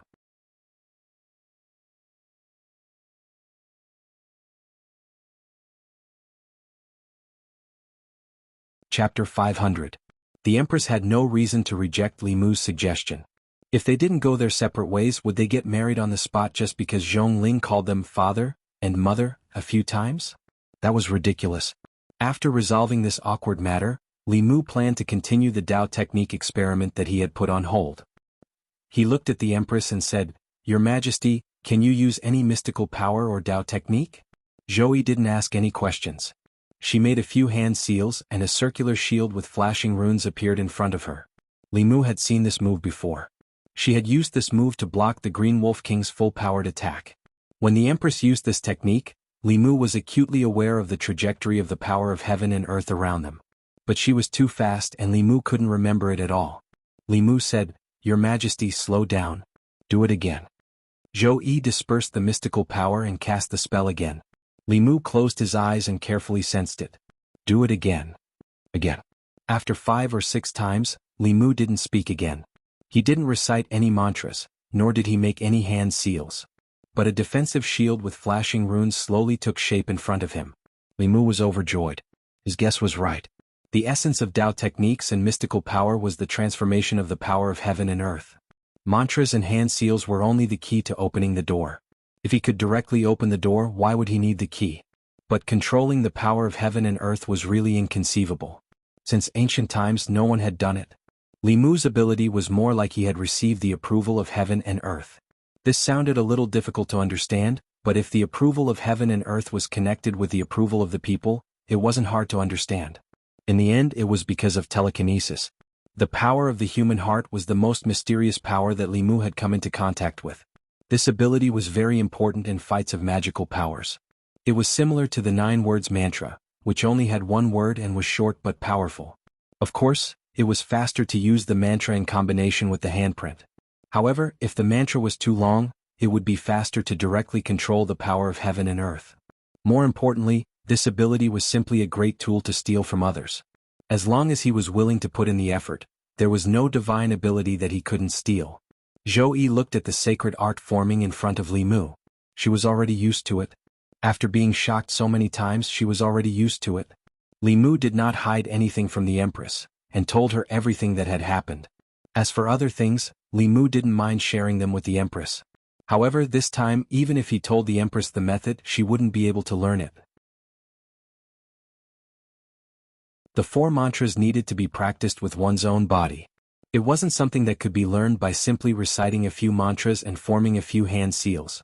When he carried Zhongling home, Li Mu solemnly instructed her, "I don't know if you can understand what I'm saying, but if you don't want to be sent back to Mount Baiyun, you can't be called second mother or third mother. Just call them both mother." Seeing Zhongling nodding her head as if she understood, Li Mu was slightly relieved. After returning home, Li Mu realized that Li Si and Chen Miao were also here. These 2 days were the days to visit relatives and friends. Li Mu sat down with Li Si and said, "Call old Zhang over later. Let's have a few drinks." Li Si shook his head and said, "I went to old Zhang's house just now. He's not home." Li Mu was puzzled. It's the new year. Where could he have gone? Li Si said, "I heard from his wife that he left Chengdu on the first day of the new year. It seems like he went on a business trip somewhere. Prince Shou went with him and will only be back in a month." When did old Zhang become so diligent? Li Mu was puzzled. He waved his hand and said, "Let's not care about him. Let's drink." After drinking a few cups, Li Si asked Li Mu, "When are you and the boss going to do it?" Li Si's words reminded Li Mu. Although there were actually 2 mistresses in the house, Li Qing's status was still unknown. When Li Mu walked on the street, the people in Chengdu asked about them many times. Although Li Qing didn't care about these worldly etiquette, Li Mu didn't want her to lack what other women had. This was a good opportunity to hold the wedding. When he was discussing this with Li Qing shook her head and said, "No need. I don't care about these things." Before Li Mu could persuade her, Lu Hanyan said firmly, "No. Although you don't care, we can't let the people in Chengdu gossip. I'll ask Wanwan and Xiaobai to prepare for this." Li Qing didn't insist anymore since the first wife of the Li family had spoken. Because of the previous experience, Li Qing liked to keep things simple. This time, a lot of red tape was removed from the ceremony. Li Mu set up a few tables at home and invited a few good friends. The atmosphere at the banquet was festive. At a table in the corner, Mr. Mei looked at the newlyweds in wedding clothes from afar. He turned to Shangguan Li and complained, "It's all your fault for cursing me back then. I'm still unmarried now." Shangguan Li glanced at him and said, "Didn't you curse me back then too?" Across from them, Phantom Princess drank the wine in her cup.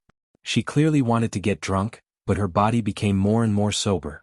She glanced at the woman above her. She saw that Zhou Qiong, who had changed her appearance, was drinking alone like her. At this moment, the hatred in her heart was no longer there. Instead, there was a trace of sympathy. Beside Phantom Princess, Hu Jiu drank a jar of wine and murmured, "What kind of wine can make the primordial spirit drunk? I don't want to be so sober." Phantom Princess chopped at his neck with her palm and his body softly fell to the ground. Late at night. After the guests left, Li Mu pushed open the door to a room in the inner courtyard. The room was decorated with red silk and lanterns and it looked very festive.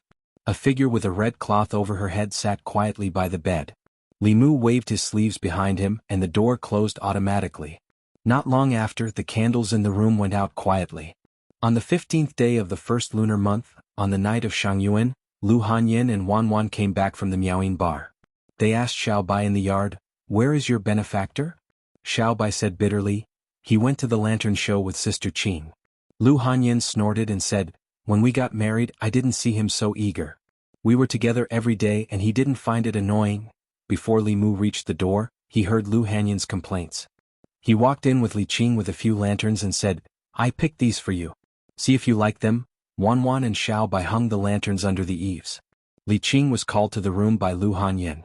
She looked at Li Qing and asked, "We are going back to the sect in 2 days. Have you packed your things?" Li Qing's face reddened. She whispered, "Can we stay for a few more days?" Lu Hanyan seemed to have expected this. She rolled her eyes and said, "I know you can't bear to leave. Just stay for another month." Seeing that Li Qing was still reluctant, Lu Hanyan suddenly looked at her and asked, "Do you think that I only have eyes for cultivation and not this family?" Li Qing looked at her, thought for a moment and said, "Our cultivation is not low now. Sooner or later we will reach the 6th realm. There is no need to rush." Lu Hanyan asked, "Then what about the 7th realm?" Li Qing shook her head and said, "With our talent, the 6th realm should be the end of our cultivation. No matter how much we cultivate in seclusion, we will not be able to break through." Lu Hanyan asked again, "Then what about husband?" Li Qing was momentarily speechless. Li Mu was the future headmaster of Fulu School. He cultivated with the will of the people. The sixth realm would definitely not be the end of his cultivation path. He would definitely reach the seventh realm early and even have the possibility of reaching an even higher realm. Lu Hanyan continued, if we can't advance to the seventh realm, our lifespan will only be 260 years. My husband's lifespan is at least 160 years longer than ours. Do you want him to watch as our lifespan ends? She looked at Li Qing and said, besides, in these 2 years, he has been going to the Yao Kingdom and then to other places. Each time he is gone, he will be gone for months. Even if we stay in the divine capital, what use is there? It is better to cultivate in the sect and work hard to raise our cultivation. Only this way will we have a chance to increase our lifespan. A look of understanding appeared on Li Qing's face. She had not thought of this point at all. Lu Hanyan finally took a deep breath and said through gritted teeth, most importantly, once our lifespan ends, someone will be able to openly be with him for 60 years or even more. How can I let her succeed so easily? Jianghu Palace. Zhou Yi, who was leaning against the dragon throne and reading, suddenly raised her head and frowned. Who is talking about us? The Li estate. Li Mu patiently taught Lu Hanyan how to read. Today he was in an extremely good mood. Lu Hanyan and Li Qing had decided to stay for another month. This meant that during this month he did not have to stay alone in an empty room. It seemed that they had already understood that women could not only focus on cultivation, but they could not leave their families behind. Many women were too busy with work and lacked companionship. This caused them to feel empty and lonely, resulting in them having an affair and benefiting old Wang next door. What Lu Hanyan was worried about was clearly the empress next door. In the end, the one who benefited was Li Mu. On odd days he would dual cultivate with Lu Hanyan, and on even days he would dual cultivate with Li Qing. The relationship between husband and wife was harmonious. After another month, it was not impossible for the three of them to cultivate together. Under his careful guidance, Zhongling had already changed a lot. Now, no matter if she saw Lu Hanyan or Li Qing, she would sweetly call them mother. Of course, although she called them mother, in her heart, her only real mother was the one in the palace. Every 2 days she would pester Li Mu to bring her into the palace so that the three of them could reunite. Li Mu wrote 2 words on the paper and said to Zhongling, this is the word Zhong, and this is the word Ling. When these 2 words are connected, it will be your name. The little girl earnestly wrote on the paper and murmured, Zhongling. She learned very quickly. Li Mu was about to teach her a few more words when a certain spirit snail in the demon emperor's space suddenly made a buzzing sound. Hearing this sound, Li Mu's head also buzzed. At such a close distance, the empress could summon him into the palace at any time if there was anything. This spirit snail call must be from Ting Xan. If she had something important to do, it would be fine. However, every time she called out to Li Mu, she would either ask Li Mu what he had eaten in the morning, or ask Li Mu what he had done in the afternoon, or what he was going to do at night. Li Mu could receive her call anytime, anywhere, and when he was doing anything. Now, Li Mu would panic whenever he heard the sound of the spirit snail. He was already regretting accepting her spirit snail. However, he still channeled his magic power and asked, Ting Xen, what's the matter? Although he was annoyed, Li Mu was still worried that they would encounter some trouble. If he missed it, even if it was only once, it would be too late for him to regret it, and he would not be able to explain it to the White Demon King. Ting Xian's voice came from the spirit snail, nothing, I just wanted to ask what you are doing now. I'm teaching Ting Er to read. Li Mu answered and asked, have you arrived at the Eastern Sea? The voice on the other side of the spirit snail sounded a little guilty, we're almost there. Although the Eastern Sea was thousands of miles away from here with their cultivation, they should have arrived a few days ago. It must be that Ting Xian was having fun on the way and delayed the journey. Li Mu said directly, give the spirit snail to your sister. Sister, you only know sister. Bai Ting Xian reluctantly handed the spirit snail to another figure beside her. Li Mu said, Inshin, you're the sister. You have to take care of her on a daily basis. Don't always let her do whatever she wants. Bai Inshin said helplessly, I know. Li Mu said a few words to Inshin. Without giving Ting Xian a chance, he put away the spirit snail. At the bottom of a certain body of water in the eastern county of the Great Zhou, Bai Ting Xian frowned and said unhappily, how am I messing around? Why do you have to scold me every time? No, give me the spirit snail. I want to have a good talk with him. Bai Inshin put away the spirit snail and said, all right, don't bother him. Anyone will be annoyed if you disturb others all day long. Bai Ting Xian said, you don't understand. This way he will think of me every day and won't forget me.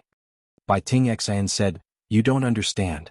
There's a saying that absence makes the heart grow fonder. Occasional parting is better than being together all the time.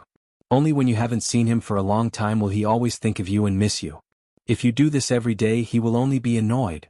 Bai Ting Xian looked at her in surprise and said, "What you said makes some sense. Where did you learn all this?" Bai Ting Xian said, "Don't worry so much. Let's hurry up. If we delay any longer it will be too late. Father and mother will blame us." The two of them wasted a lot of time on the road. Bai Ting Xian did not say anything more. The two sisters followed the flow of the water and moved quickly underwater. The fishes and shrimps at the bottom of the water sensed the aura emitted from their bodies and retreated from afar. At this moment, 10 miles away from them, in a deep cave at the bottom of the water, two lantern-sized eyes suddenly opened. A white shadow swam out from the cave. Under the water, the two sisters who were hurrying on their way suddenly stopped. In front of them, an extremely powerful aura suddenly appeared. Soon, a huge body appeared in their eyes. The body was more than 10 feet long and was completely white. Its body was covered with layers of scales. Its body was like a snake, but it had 4 claws under its body. There were 2 horns protruding from its head. It was like a snake but not a snake, like a dragon but not a dragon. The two sisters recognized at a glance that it was a Jiao dragon. The suppression of their bloodline caused the magic power in their bodies to start to circulate smoothly. The Jiao dragon arrived in an instant and turned into a handsome man. He sized up the two women and asked, "Beauties, where are you going?" The Jiao dragon's aura was very powerful.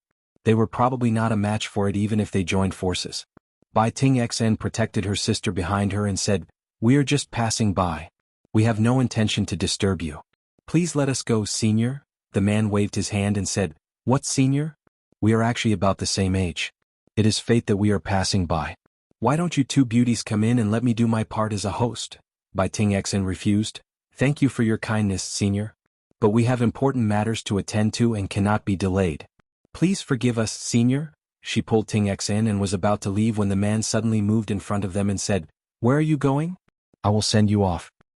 "No need." "It's fine." The man took a step forward and wanted to grab the two women's hands. Ting Xian took a step back and said, "Are you going to force us to stay, senior?" The man pursed his lips and stopped pretending. He said, "Two beauties sent themselves to me. If I let you go, won't I regret it to death in the future?" Bai Ting Xian's face also darkened. She said, "Then don't blame us for being impolite." The two women drew their swords at the same time. Ting Xian put one hand behind her back and injected magic power into the spirit snail.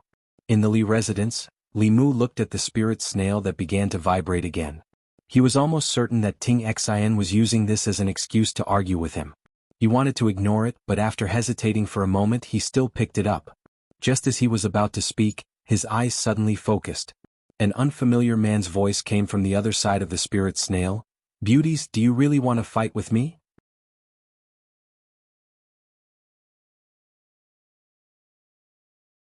Chapter 501. East County of Great Zhou, somewhere along the Li River. The terrain of Great Zhou was complicated. There were many mountains and hills in the northwest, while the counties in the east were mostly plains. The Li River was the river that flowed through the East County and finally merged into the East Sea. The river was wide and the flow was slow. Many fishermen lived by the river. However, at this time the usually quiet Li River was surging with waves. Sometimes huge waves that were dozens of feet high would roll up. Many fish and shrimp carcasses were swept to the shore. The fishermen who were fishing on the river in the distance stopped their boats and pulled to the shore.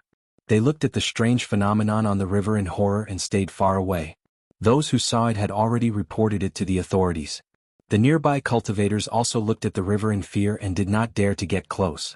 There were obviously powerful water clan fighting under the water. Just a little bit of aura was enough to make them tremble. The East Sea was the world of the water clan. The shore of the East Sea was rich in water. There were also many water demon clans gathered there.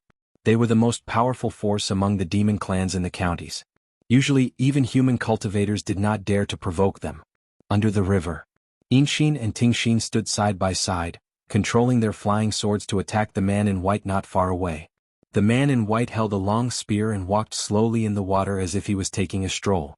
He waved the weapon in his hand casually and blocked all the attacks from the sisters. After their strength improved, the sisters were full of confidence. Until they met this flood dragon, their confidence was completely shattered. No matter what methods they used, they were easily resolved by the other party.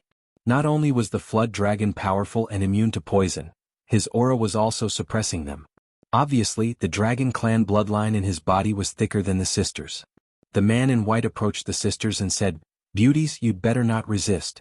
I really don't want to hurt you." Bai Yinshin's face darkened and asked, "What do you want?" The man in white smiled and said, "It's nothing. I just want to spend the night with you two beauties." Bai Tingshin shouted, "Just give up. We have a husband.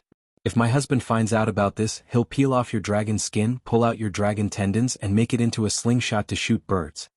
The white-clothed man said indifferently, "I want to see which guy has such good fortune. If he has the guts, tell him to come find me." Bai Tingshin took the spirit snail from her sister and said, "Tell me your name. My husband will be here soon." The man in white snorted and said, "I am Ao Run, the white flood dragon king of Li River." Bai Tingshin said coldly, "Ao Run, you will regret this." Ao Run only smiled and said, "Beauties, why don't you just follow me?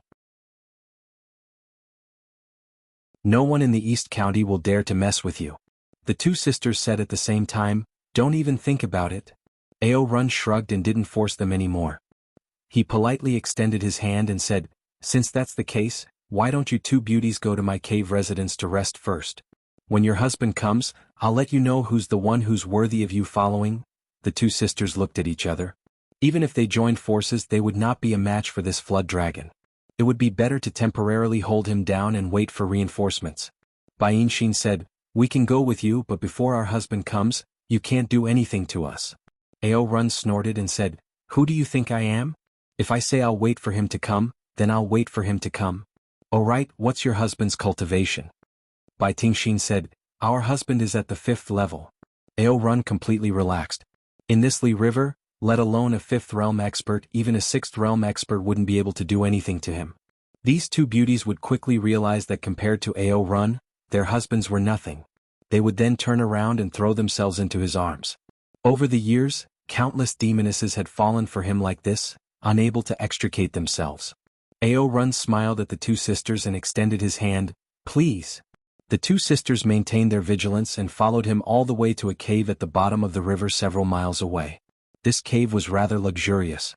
Although it was at the bottom of the river, it wasn't inferior to a human's courtyard at all. It occupied a large area, and there were many rugged strange rocks and huge corals erected inside the cave. It looked very beautiful. Inside the cave there were many women's laughter. When they saw the sisters enter, their faces revealed hostility at the same time. These women were all demons. Some were from the beast race and some were from the water race. One of them, a plump Jianghu, swam over and said with dissatisfaction, "My king, why did you bring back 2 more snakes?" Ao Run hugged her in his arms and said, "Don't worry. Even with these 2 beauties I won't forget you, Ching." Feeling Ao Run's hand caressing her sensitive parts, Jianghu twisted her body and said delicately, "Aya, my king, you're so naughty.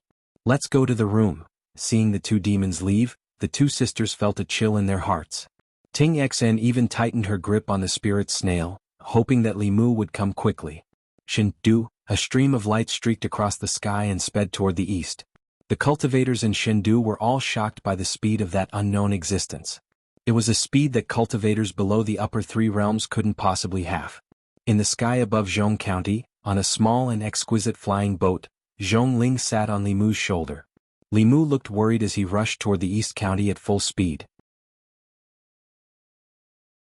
With his cultivation, if he flew or used a high-level divine travel talisman, it would take him at least 3 days to reach the East County. Therefore he specially asked the Empress for a flying artifact. Although this flying boat was very small and could only accommodate 1 person, it was very fast. If it was powered by a supreme-grade spirit jade, it could match the full speed of a 7th realm cultivator.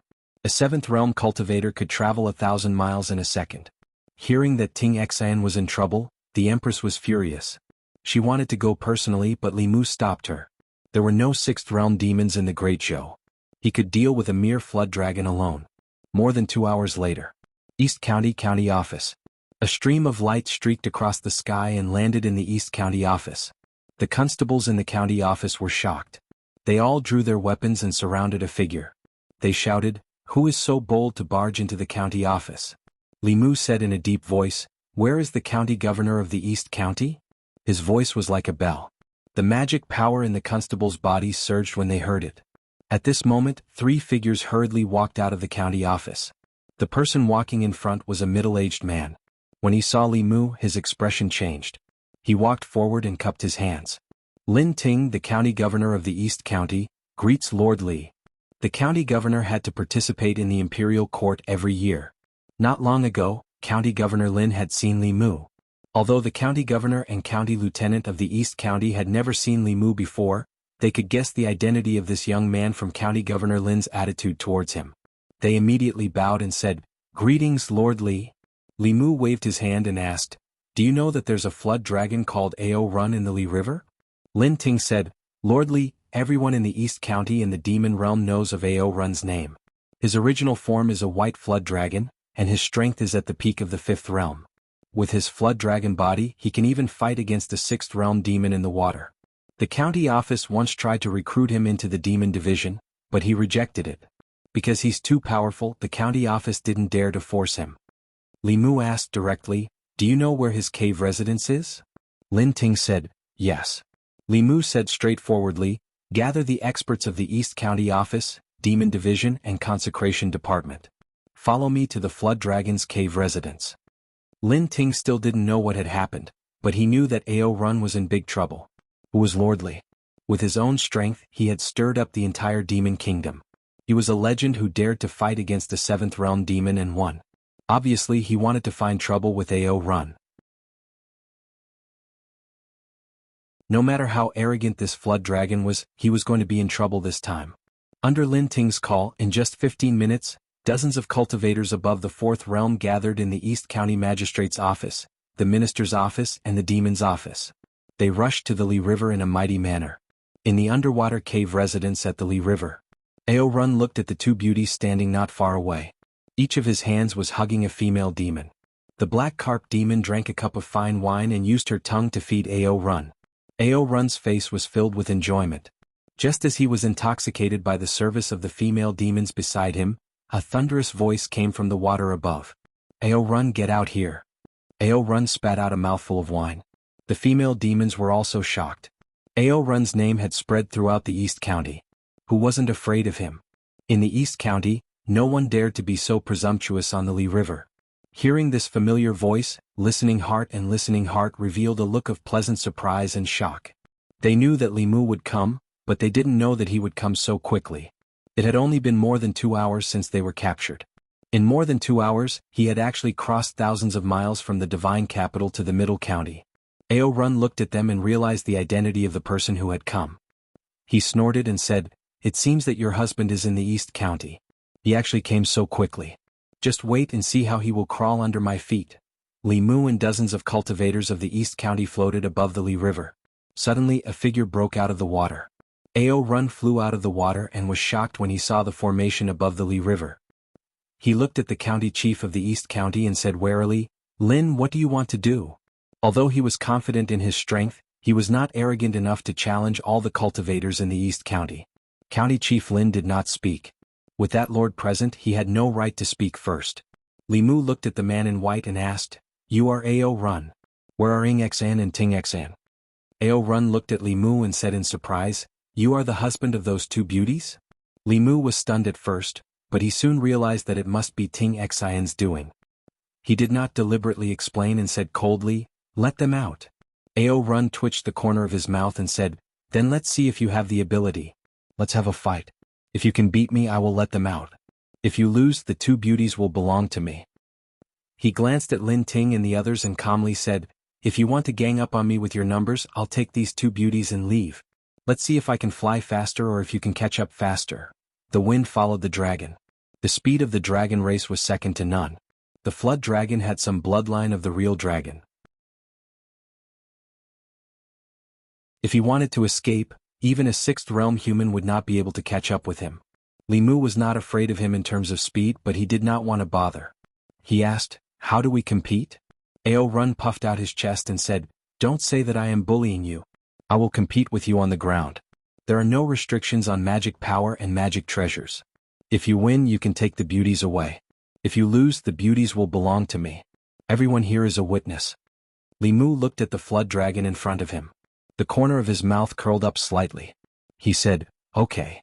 Under Lin Ting's signal, the strong cultivators of the East County government, the Demon Division and the Minister Division retreated to the side. They were also looking forward to seeing if the legendary figure of the Great Zhou could defeat this flood dragon. On the river surface, Ao Run roared and attacked first. Countless water arrows shot out from the Li River and headed straight for Li Mu. Li Mu's body floated in the air. He calmly formed a seal with his hands. A circular transparent shield with flashing runes floated in front of him. The dense water arrows hit the shield and collapsed into splashes of water. At the same time, countless lightning bolts suddenly exploded beside Ao Run. He was completely submerged in the dense lightning net. Soon the lightning net dispersed. Ao Run's clothes were tattered and burned in many places. However, his body was not injured at all. Li Mu thought to himself. The Dragon Clan was indeed the Dragon Clan. Even if it was a flood dragon, its body was probably as strong as a sixth realm monster like the Heavenly Wolf King. It might even be stronger. Such a body was simply the best material for refining corpses. If he could use it to refine corpses, Li Mu immediately suppressed this thought in his heart. He was definitely influenced by Qin Shi and the others. Whenever he saw a strong cultivator, his first reaction was to think of a way to refine their corpses. Ao Run was caught off guard by the lightning. He was in a sorry state. This attack did not cause much damage, but it was extremely humiliating. Seeing himself like a beggar, anger surged in Ao Run's heart. As his hand seals changed, a dark cloud quickly gathered above Li Mu's head. Lin Ting was worried that Li Mu would underestimate Ao Run. He hurriedly warned, "Be careful, Lord Li. This is Ao Run's Call the Wind and Summon the Rain technique. It's very powerful. Do not underestimate it." Above Li Mu's head, bean-sized raindrops were swept up by the wind and fell pitter-patter. Li Mu's body flashed with white light. The immortal robe formed a barrier around him. When the raindrops fell on the barrier, countless dents formed on it. Li Mu's gaze towards Ao Run changed slightly. This Ao Run was indeed something. This immortal robe could withstand a sixth realm attack.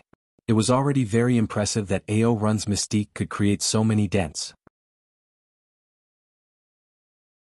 If this technique landed directly on Li Mu's body with his current physical strength, he would not be able to withstand it at all. This Call the Wind and Summon the Rain mystique had probably entered the realm of Dao techniques. However, this technique did not last long and the rain soon stopped. Ao Run's face darkened. He gritted his teeth and said, "Damn it, you actually have such a powerful defensive magic treasure." Li Mu's aura suddenly weakened. His face was pale but he still snorted. He said, "If you can use this mystique a second time, I may not be able to withstand it. But do you have the ability to use it a second time?" Ao Run's eyes flashed. Although this technique consumed a lot of spiritual power, it was not unbearable for him to use it a second or third time. He laughed coldly and said, "You will know soon."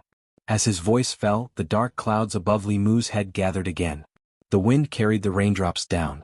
Li Mu channeled his spiritual power to resist it while feeling the changes in the power of heaven and earth. Unfortunately, that moment was too short. He could only experience it twice.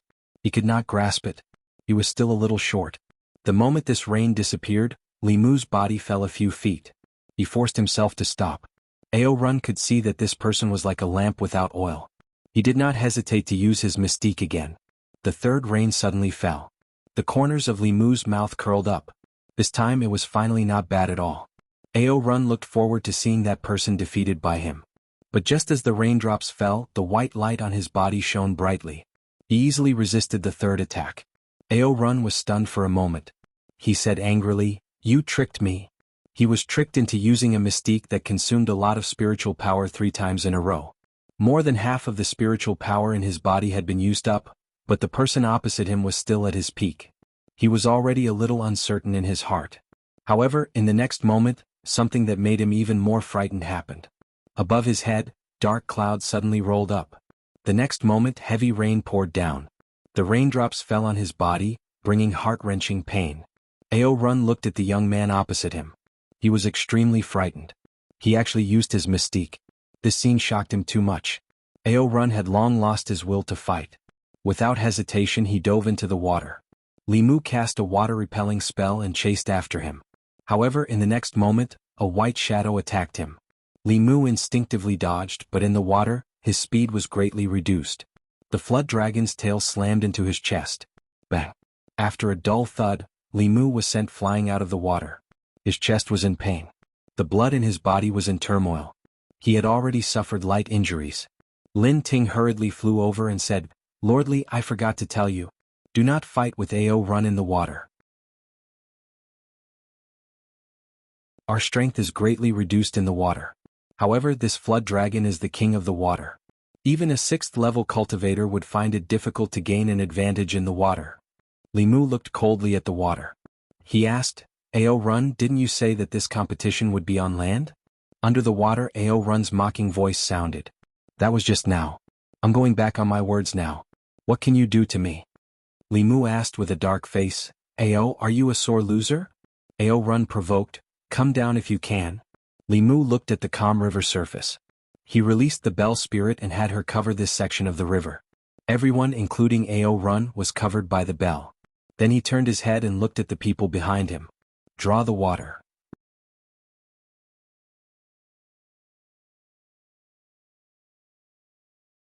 Chapter 502.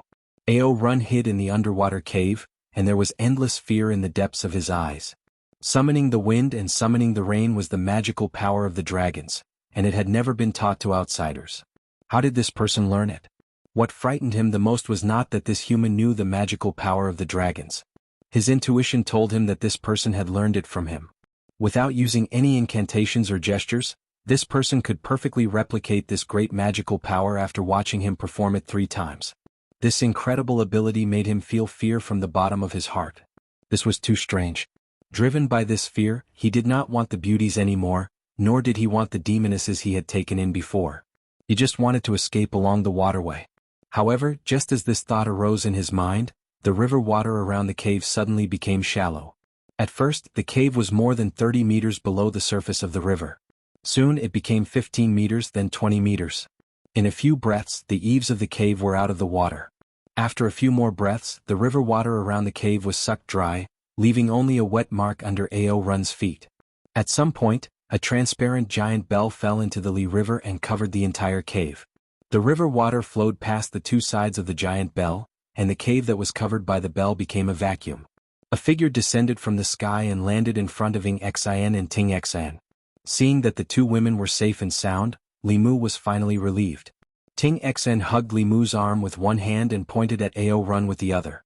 She cried, "We were already at the East Sea, but he stopped us and forced us to marry him."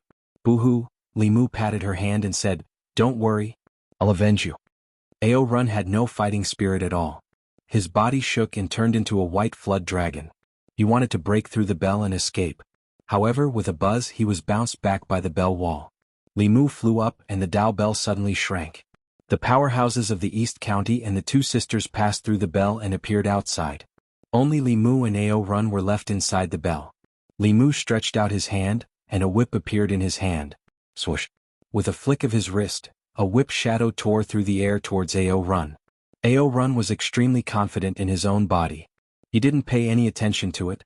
He was thinking of a way to escape from the bell and allowed the whip to land on his body. His body did not feel much pain, but when the golden whip shadow landed on his body, the shadow of a flood dragon was knocked out of Ao Run's body. That was his demon soul. The flood dragon was startled for a moment, then fear appeared in its eyes. Just as it was about to return to its body, it suddenly felt extreme danger. It glanced over and saw a small illusory sword condense above the head of the person opposite it. His intuition told him that this small sword would take his life. The flood dragon's spirit floated in the air.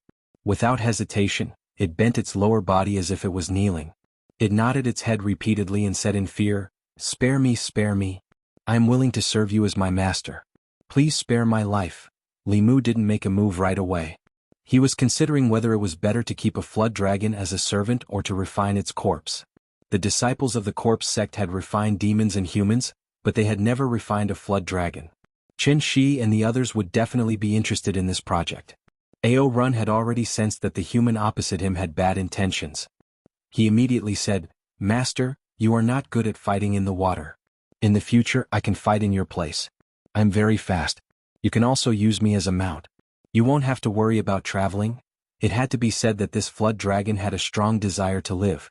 In 2 simple sentences he had clearly stated his value. Li Mu was indeed not good at fighting in the water. Not only him but all humans and demons on land were not good at fighting in the water. The water was the world of the water. Fighting in the water with the water was a very unwise choice. One couldn't always think of drawing water first. As for mounts, under normal circumstances, Li Mu's speed was not as fast as that of a flood dragon. Although the teleport talisman could greatly increase speed, the higher the level of the Fulu, the more expensive the talisman material needed. It was okay to use it once or twice, but Li Mu couldn't afford to use the Fulu every time.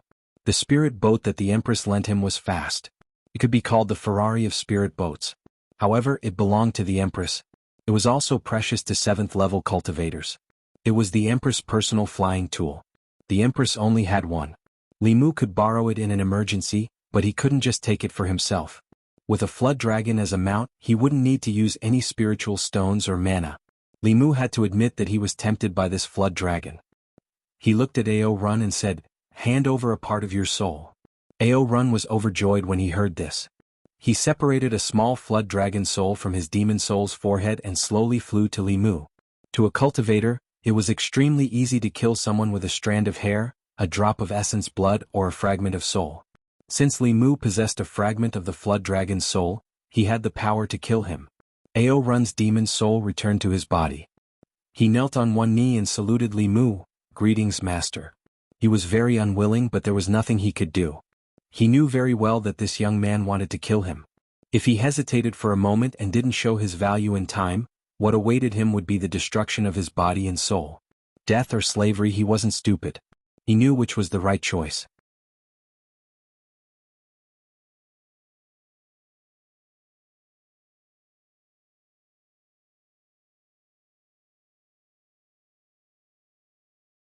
"No, no, no, I'm willing to be your subordinate."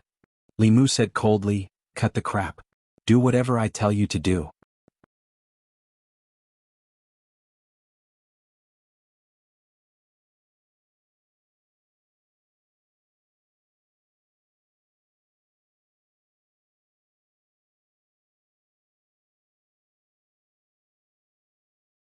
The elder on the right said indifferently, "What's there to guess? As long as she doesn't pass the throne to the Zhou family, whatever she does has nothing to do with us. Watch this emperor's chi carefully. According to the current rate of psychokinesis gathering, this new emperor's chi will mature in 5 years or 10 years. At that time, as long as we get ahead of the Zhou family, we can settle the situation in one fell swoop." After he finished speaking, his eyes were filled with emotion. He said, "She has only been on the throne for 5 years. Who would have thought that in the history of the Great Zhou, the emperor who condensed emperor's chi the fastest was actually her?" The elder on the left glanced at him and asked in return, "Isn't this a big deal? Why don't you think about how she got the throne? If she gave this emperor's chi to her adopted daughter, what can we do?" The elder on the right shook his head and said, "That's impossible. You also know that the girl is just a spiritual body. Her origins are unknown. She can't accept the emperor's chi. The officials and the people of the Great Zhou will not accept her as the emperor. If Zhou Yi really wants to do that, the 4 great academies will not sit by and do nothing." The elder on the left looked at him and said indifferently, "That girl is impossible, but what about the others? What if she likes this feeling and decides to give birth to one herself? At that time, will the people still object? Will the 4 great academies still object?" As soon as he said this, even the elder in the middle who had his eyes closed all this time suddenly opened his eyes. In these 2 years, the situation in the divine capital had undergone earth-shaking changes. The old and new parties that had once controlled the entire imperial court had long lost most of their right to speak in the imperial court. Many officials, led by Zhang Chun, had begun to stand firmly on the empress side. 2 years ago, the 4 great academies had clearly supported the old and new parties. In these 2 years, their attitudes had become more and more unpredictable. The reason was that previously, everyone had thought that the Great Zhou would be destroyed by a female emperor. However, the reality was the opposite. The Great Zhou was now the strongest and most united in the past 50 years. The 4 great academies no longer had a reason to interfere with the empress's selection of an heir. With the empress's current popular support and the power she held, as long as her decision was not too out of line, the people and the 4 great academies would not object. It was not out of line for her to give birth to a child and pass the throne to him in the future. When the 3 of them thought of this possibility, they suddenly realized that at some point in time, the Shao clan had completely lost control of the Great Zhou. They looked at the Emperor's Qi in the big cauldron, their eyes burning with passion.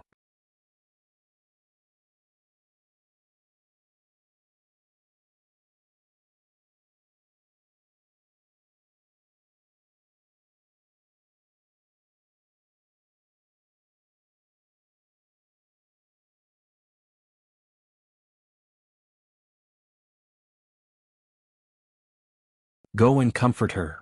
Li Mu could hear the strong resentment in the Empress's words. But everything had to be first come, first served. If he was late, he would be late forever. If he had met the Empress first, then he would have been second only to one person in the Great Zhou. He would have been the father of the world and respected by all the people. But he had met Lu Hanyan and Li Qing first, so he was destined to be unable to enter the harem. If Li Mu was given another chance, he still wouldn't change his choice. He squatted down and held the little girl's face. He said, "Your mother is still angry with me. Go and comfort her for me." Zhong Ling nodded seriously and chased in the direction of the imperial garden. The court had just ended, but Li Mu had no interest in going to the secretariat. After walking out of Chang'e Palace, he left the palace directly. However, just as he walked out of the palace gate, a figure blocked his way. Li Mu looked at the middle-aged man in front of him and raised his eyebrows. He asked, "Your Highness King Ping, what's the matter?" King Ping glanced at him and said calmly, "Don't think that you can do whatever you want just because you're handsome. No matter what the surname of the Great Zhou's royal family is, it won't be Li."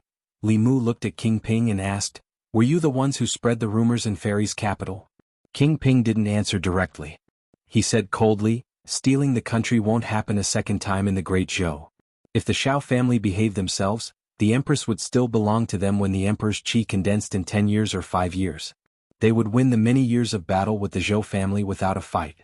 However, the premise was that they didn't provoke the Empress." Li Mu sighed softly. He looked at King Ping and asked, "Do you know how pigs die?" King Ping frowned. "What do you mean?" Li Mu couldn't be bothered to answer him and left directly. Although King Ping didn't like Li Mu, it was undeniable that he was very resourceful. This kind of person wouldn't throw such a question at him for no reason. There must be a deeper meaning behind it. One person's ability was limited. For this reason, he gathered the core members of the Shao family and discussed it together. Did Li Mu say this? There's no head or tail. How do we explain it? The word pig is definitely not as simple as it seems. Is there a reference? Is he secretly cursing the Shao family? He must know that we were the ones who secretly incited the rumors about him and the Empress. While they were discussing, a voice suddenly sounded from the corner. King Shou stood up and asked in disbelief, "You guys spread rumors about Li Mu and Her Majesty in the streets. This kind of thing can't be hidden from Her Majesty." King Ping said, "So what if she knows?" This was meant for him and the Empress to hear. They're neither emperors nor subjects. Aren't they afraid of being criticized by the world? If they really give birth to a child, the Great Zhou will be laughed at for thousands of years. King Ding said regretfully, "It's a pity that those ignorant people are mostly in favor of this." King Shou sat back down and covered his face with both hands. He didn't know what to say. After a long while, his voice came from between his fingers. "If there's an answer to this question, then the pigs must have died of stupidity. They were so stupid that they threw away the cooked duck." King Ping frowned and asked, "What do you mean?" King Shou leaned back in his chair and said tiredly, "It's obvious that the Empress has no intention of taking the throne. Since she took the throne, she put Li Mu in an important position to fend off foreign forces and unite the people. She planned to leave as soon as possible after condensing the Emperor's Qi. She allowed the 3 uncles to stay in the ancestral temple because she wanted to return the throne to the Shao family. Why do you have to do it again? What do you know?"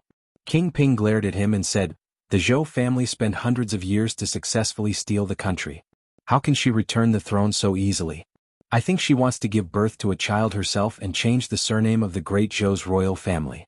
If she really wanted to pass the throne to the Shao family, she wouldn't change her mind because of such a small matter. That depends on whether Her Majesty is generous or petty.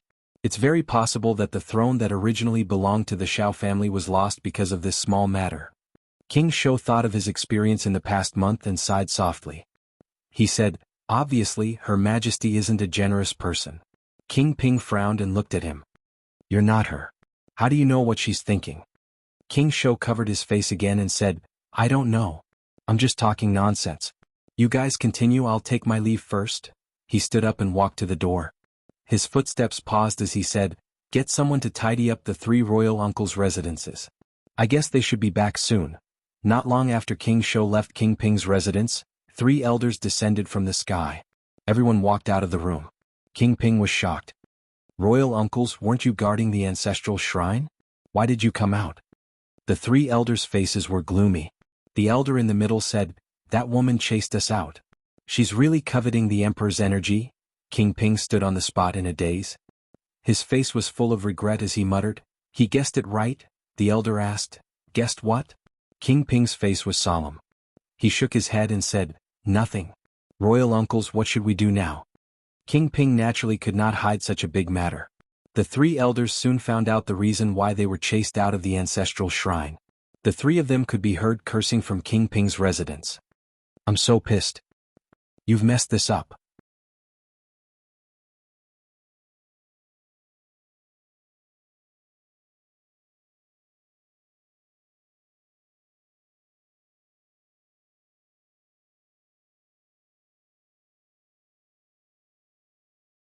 Let me sort it out. When it was time to eat, Li Mu gave Ao Run a bowl and casually picked some food and asked him to squat in the corner to eat. Lu Hanyin looked at Li Mu and asked, that's not good.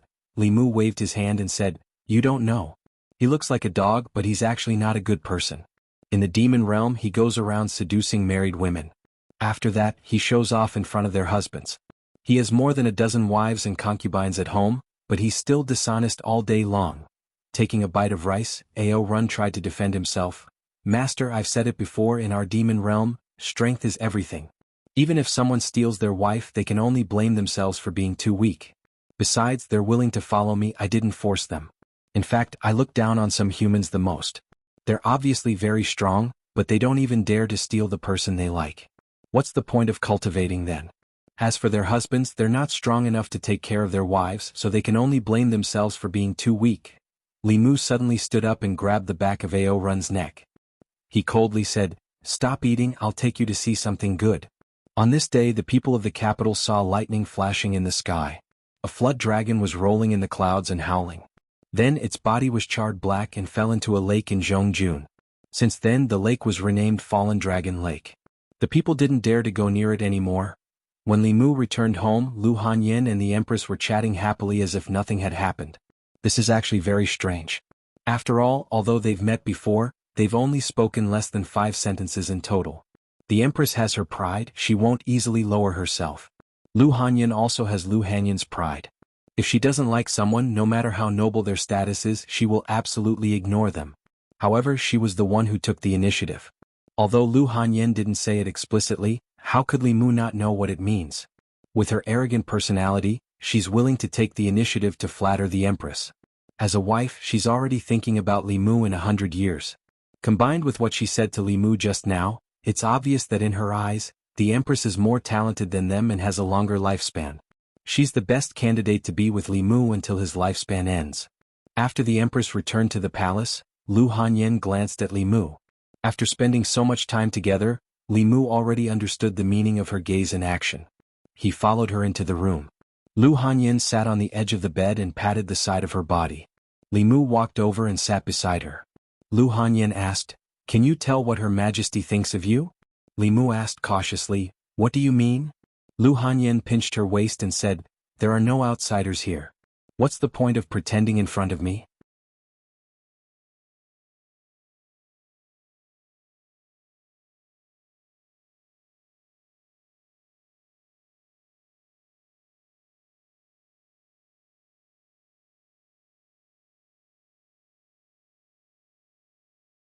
From today onwards, Lu Hanyin and Li Qing would no longer need to return to Mount Baiyun to cultivate in seclusion. The husband and wife would no longer need to be separated for a long time. Li Mu could already imagine how happy they would be when they learned of this. Lu Hanyin said, we also have something to tell you. This kind of important news naturally had to be the finale. Li Mu said, then you guys go first. Li Qing lowered her head slightly. Lu Hanyin's expression was somewhat guilty. She said, we're going back to Mount Baiyun tomorrow. Tonight, let's cultivate together. Li Mu was stunned. Lu Hanyin asked, what did you say was important? Li Mu came back to his senses and shook his head. He said, I suddenly feel that this matter is not that important. Let's talk about it tomorrow morning. He waved his sleeve and the lights in the room went out. In the morning, Li Mu hugged two soft bodies. Because yesterday was the last night, Lu Hanyin and Li Qing did not want to monopolize Li Mu. After a difficult choice they decided to cultivate together.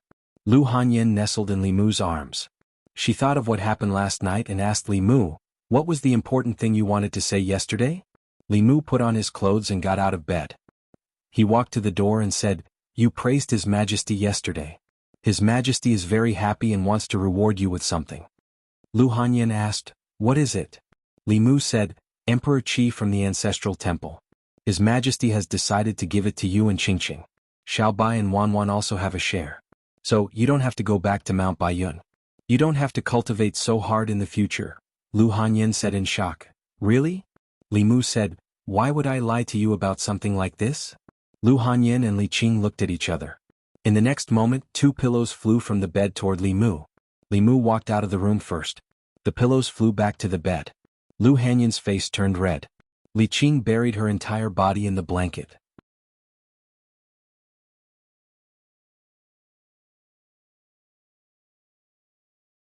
Chapter 506.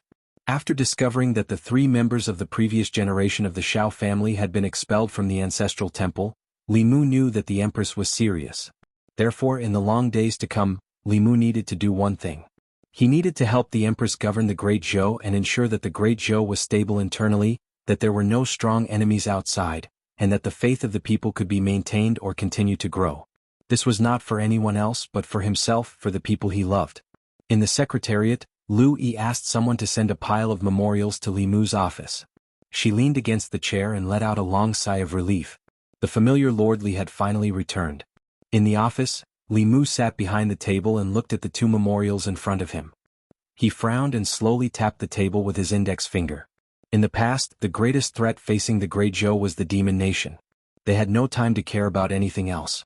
Whether it was the Shen nation stirring up a fight at the border of the two nations during the chaos or the greatly reduced faith of the people in the South County, they did not attract much attention from the imperial court. Now that the chaos of the Demon Nation had temporarily subsided, the imperial court and the Qinhu nation were inseparable. These two matters needed to be brought to the forefront. These seemed to be two matters, but in fact it was only one.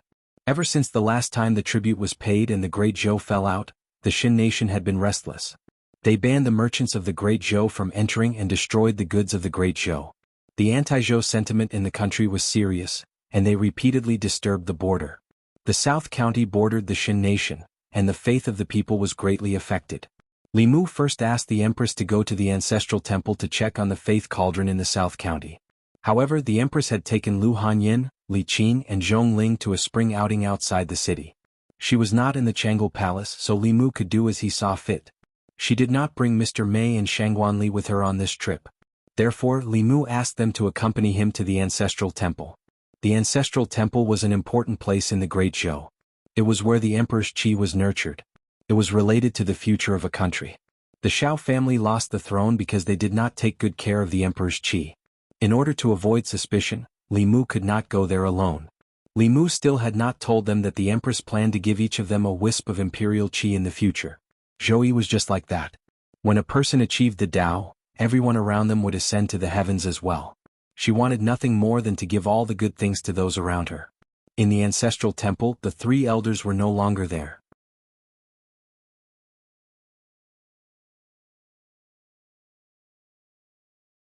If cultivators carried it with them, it would have a certain water-repelling effect and reduce the weakening of their strength when fighting in the water. With the water-repelling pill, human cultivators could exert 70 to 80% of their strength in the water. It was said that if one could swallow a dragon clan's inner core, they would have the abilities of the water clan in the water. Not only would their mana not be weakened, but it would also increase greatly. They could even suppress low-level water clan. It was the most ideal water-repelling magic treasure. However, it was rare to see a dragon clan on the mainland, let alone obtain a dragon clan's inner core. He got some essence and blood from Ao Run to refine some water-repelling pills and distributed them to the officials of each county. The next time the water clan caused trouble, they would be able to deal with it themselves and would not have to ask for help from Fairy's capital. This was what the Empress should do. In the future, Li Mu would have to worry about her. This time he did not plan to ask Ao Run to come over. This evil dragon was too talkative. It was better to ask him personally. If he was talkative and revealed Tingxin's joke, Li Mu would have to spend a lot of effort to explain it to them. At a lake in Zhong County, Li Mu floated above the lake. Ao Run's begging voice came from the bottom of the lake. Master, I'm wrong. I won't talk anymore. Don't worry. I won't tell mistress that you have 2 snakes outside. Li Mu said lightly, I'm not here to settle the score with you. Give me some of your essence and blood. I have a use for it. Ao Run hesitated for a moment and said, the second one is fine. The first one, can you wait until tomorrow? I don't have it today. Li Mu extracted a bucket of flood dragon blood from Ao Run's body and casually tossed 2 pills to the pale-faced Ao Run. Then he flew back to Luoyang. There were still some materials needed to refine the water-repelling pill. Li Mu spent a few days to collect them. It was already 10 days later when he refined the water-repelling pill. He came to the Department of Offerings and gave dozens of blood-red pills to the offerings in charge. He said, distribute these water-repelling pills to the 36 counties. In the future, if there are any problems related to the Water Clan, you don't have to ask for help from Fairy's capital.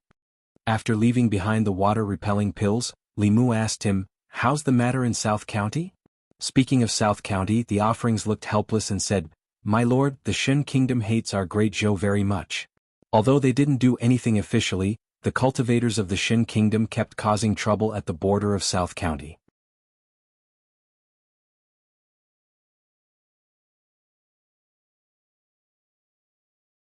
After the south was settled, the imperial court began to transfer the powerful cultivators of the Anan army to the northwest. Now, the once strongest Anan army had become the weakest of the 4 armies. The border of the South County was extremely long. Unlike the Northern Army, the Anan army stationed in the South County had 10 people as sentries. They were scattered all over the border, guarding the border of the Great Zhou. In recent days, because the Shen Kingdom kept invading the border, the Southern Army sentries clashed with the Shen Kingdom cultivators many times. However, both sides were able to control themselves and only suffered injuries. The South Lake was a large lake on the border between the Great Zhou and the Shen Kingdom. In the past 100 years, the 2 countries had never let go of the dispute over the ownership of the lake. There were many conflicts. Later, in order to settle the dispute, the 2 countries reached an agreement.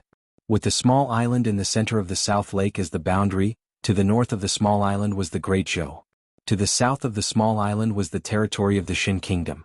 There was a formation that forbade flying above the South Lake. Cultivators could not fly. The soldiers and civilians of the 2 countries were not allowed to cross the boundary of the small island. However, at this moment, the light of spells flashed frequently on the northern shore of the South Lake. 10 Southern Army soldiers were fighting a bitter battle with more than 20 Shen Kingdom cultivators. This was the northern shore of the South Lake, the territory of the Great Zhou. Clearly, the Shen Kingdom cultivators had crossed the border to provoke them. They had the advantage in numbers and the Southern Army soldiers were retreating. A young soldier grew timid and could not help but say, they have more people. We are no match for them.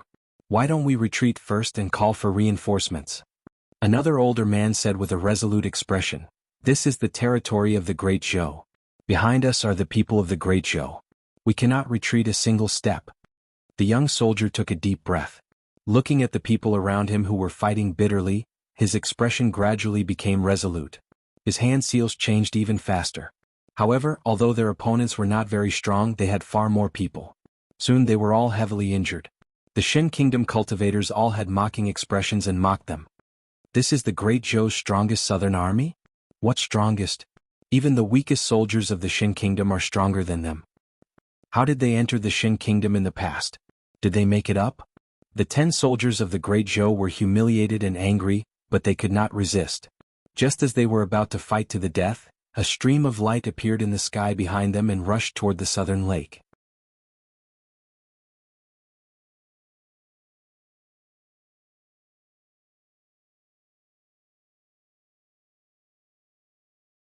Chapter 507.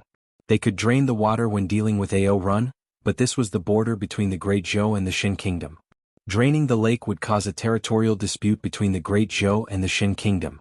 At that time, the Shen Kingdom would bite back, and the Great Zhou would be the one who took the initiative to provoke them. At that time, the grievances of the people and soldiers in the South County would be in vain. Li Mu glanced at Ao Run and said, "Find a way to force her out." Ao Run's face turned bitter and said, "Master, that's a real dragon. I'm no match for her." Li Mu said lightly, "If you can force her out, I'll give you a month's leave when we go back this time. You can go back to the East County. Ao Inying, Ping Ping, Hong Hong, Tsuehua, wait for me at home." A deafening roar came from the north shore of the South Lake. Ao Run turned into a flood dragon and rushed into the lake. Huge waves began to surge in the lake again, and from time to time, there were bursts of dragon roars.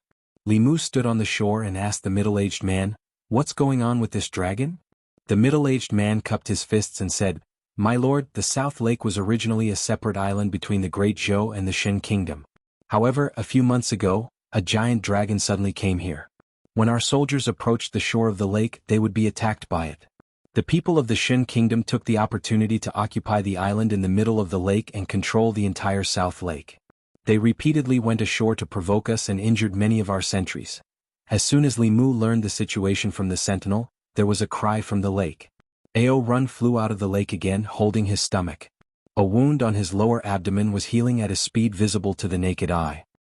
He wiped the cold sweat on his forehead and said with fear, "That was close. Damn, you were so ruthless." My baby was almost gone. He was worried that Li Mu would blame him for failing to complete the task, so he immediately said, "Master, don't be angry.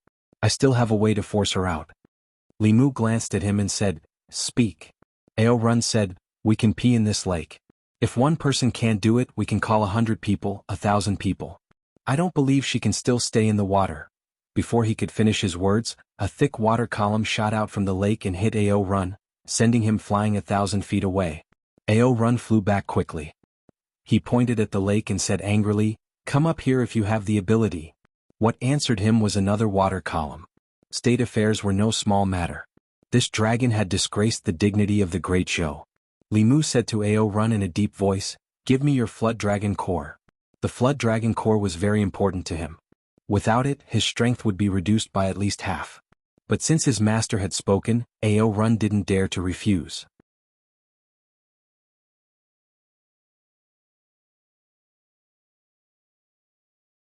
Although its cultivation was at the 5th realm, it could not be tamed unless one was at the 6th realm. Wasn't this lord from the worship department a little too powerful to be able to contend against a dragon with just his body of flesh and blood? In the sky, Li Mu's fist had arrived. The dragon suddenly opened its mouth and spat out a ball of flame. This was dragon breath, one of the most powerful flames in the world. Its power was even greater than the true Samadhi fire. It was one of the dragon's racial talents. In the face of this dragon breath, Li Mu raised his hand.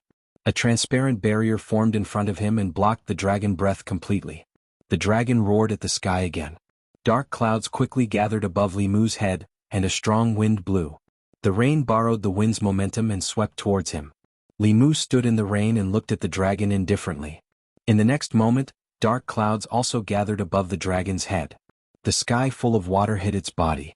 The dragon roared in pain and swayed its body, continuing to charge towards Li Mu. "Freeze!" Li Mu pointed with his finger. The huge dragon's body stopped in the air for a moment and quickly broke free. At this moment, Li Mu spoke again, "Formation." This time the dragon's body completely stopped in the air. Li Mu's figure flashed, and he was already riding on the dragon's body. Green light appeared on his fist, and he fiercely smashed the dragon's body. The dragon let out a dragon's roar, and its body twisted non-stop. Li Mu tightly grabbed the mane on its back, and his punches landed on the dragon's body, causing the dragon to roar continuously. Ao Run looked up at this scene and cold sweat broke out on his forehead. He muttered, "He even hit a woman. Too ruthless." This was the first time the soldiers of South County had seen someone beat up a true dragon like this. One of them muttered, "Are the consecrated masters of the worship department already so powerful? Even a true dragon is being chased and beaten by him. He's still so young." The middle-aged man looked at the figure beating up the dragon in the air, and a light suddenly appeared in his mind. He said excitedly, I know who he is." Bang! Li Mu's full-strength punch smashed the dragon from the sky to the ground, causing a cloud of dust to splash up. He rushed down and rode on the dragon again. He grabbed its mane and punched the dragon's body. Suddenly, the dragon's body under him changed. In the next moment, Li Mu found that he was riding on top of a white-clothed girl. One of his hands was grabbing her hair, while the other hand was clenched into a fist and punched her chest. Puff, the girl grunted. Even though Li Mu had restrained most of his strength, she still grunted, and blood flowed out from the corner of her mouth. Li Mu let go of her hair and got down from her body.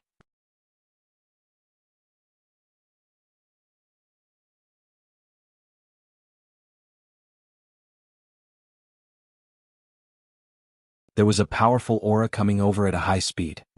He casually destroyed the sentinel in front of him and said indifferently, "The experts of the Southern Army are here.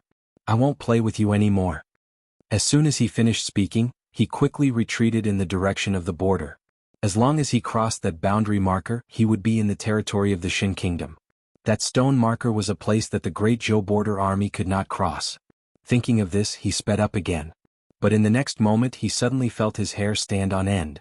A flying sword chased after him at an unbelievable speed.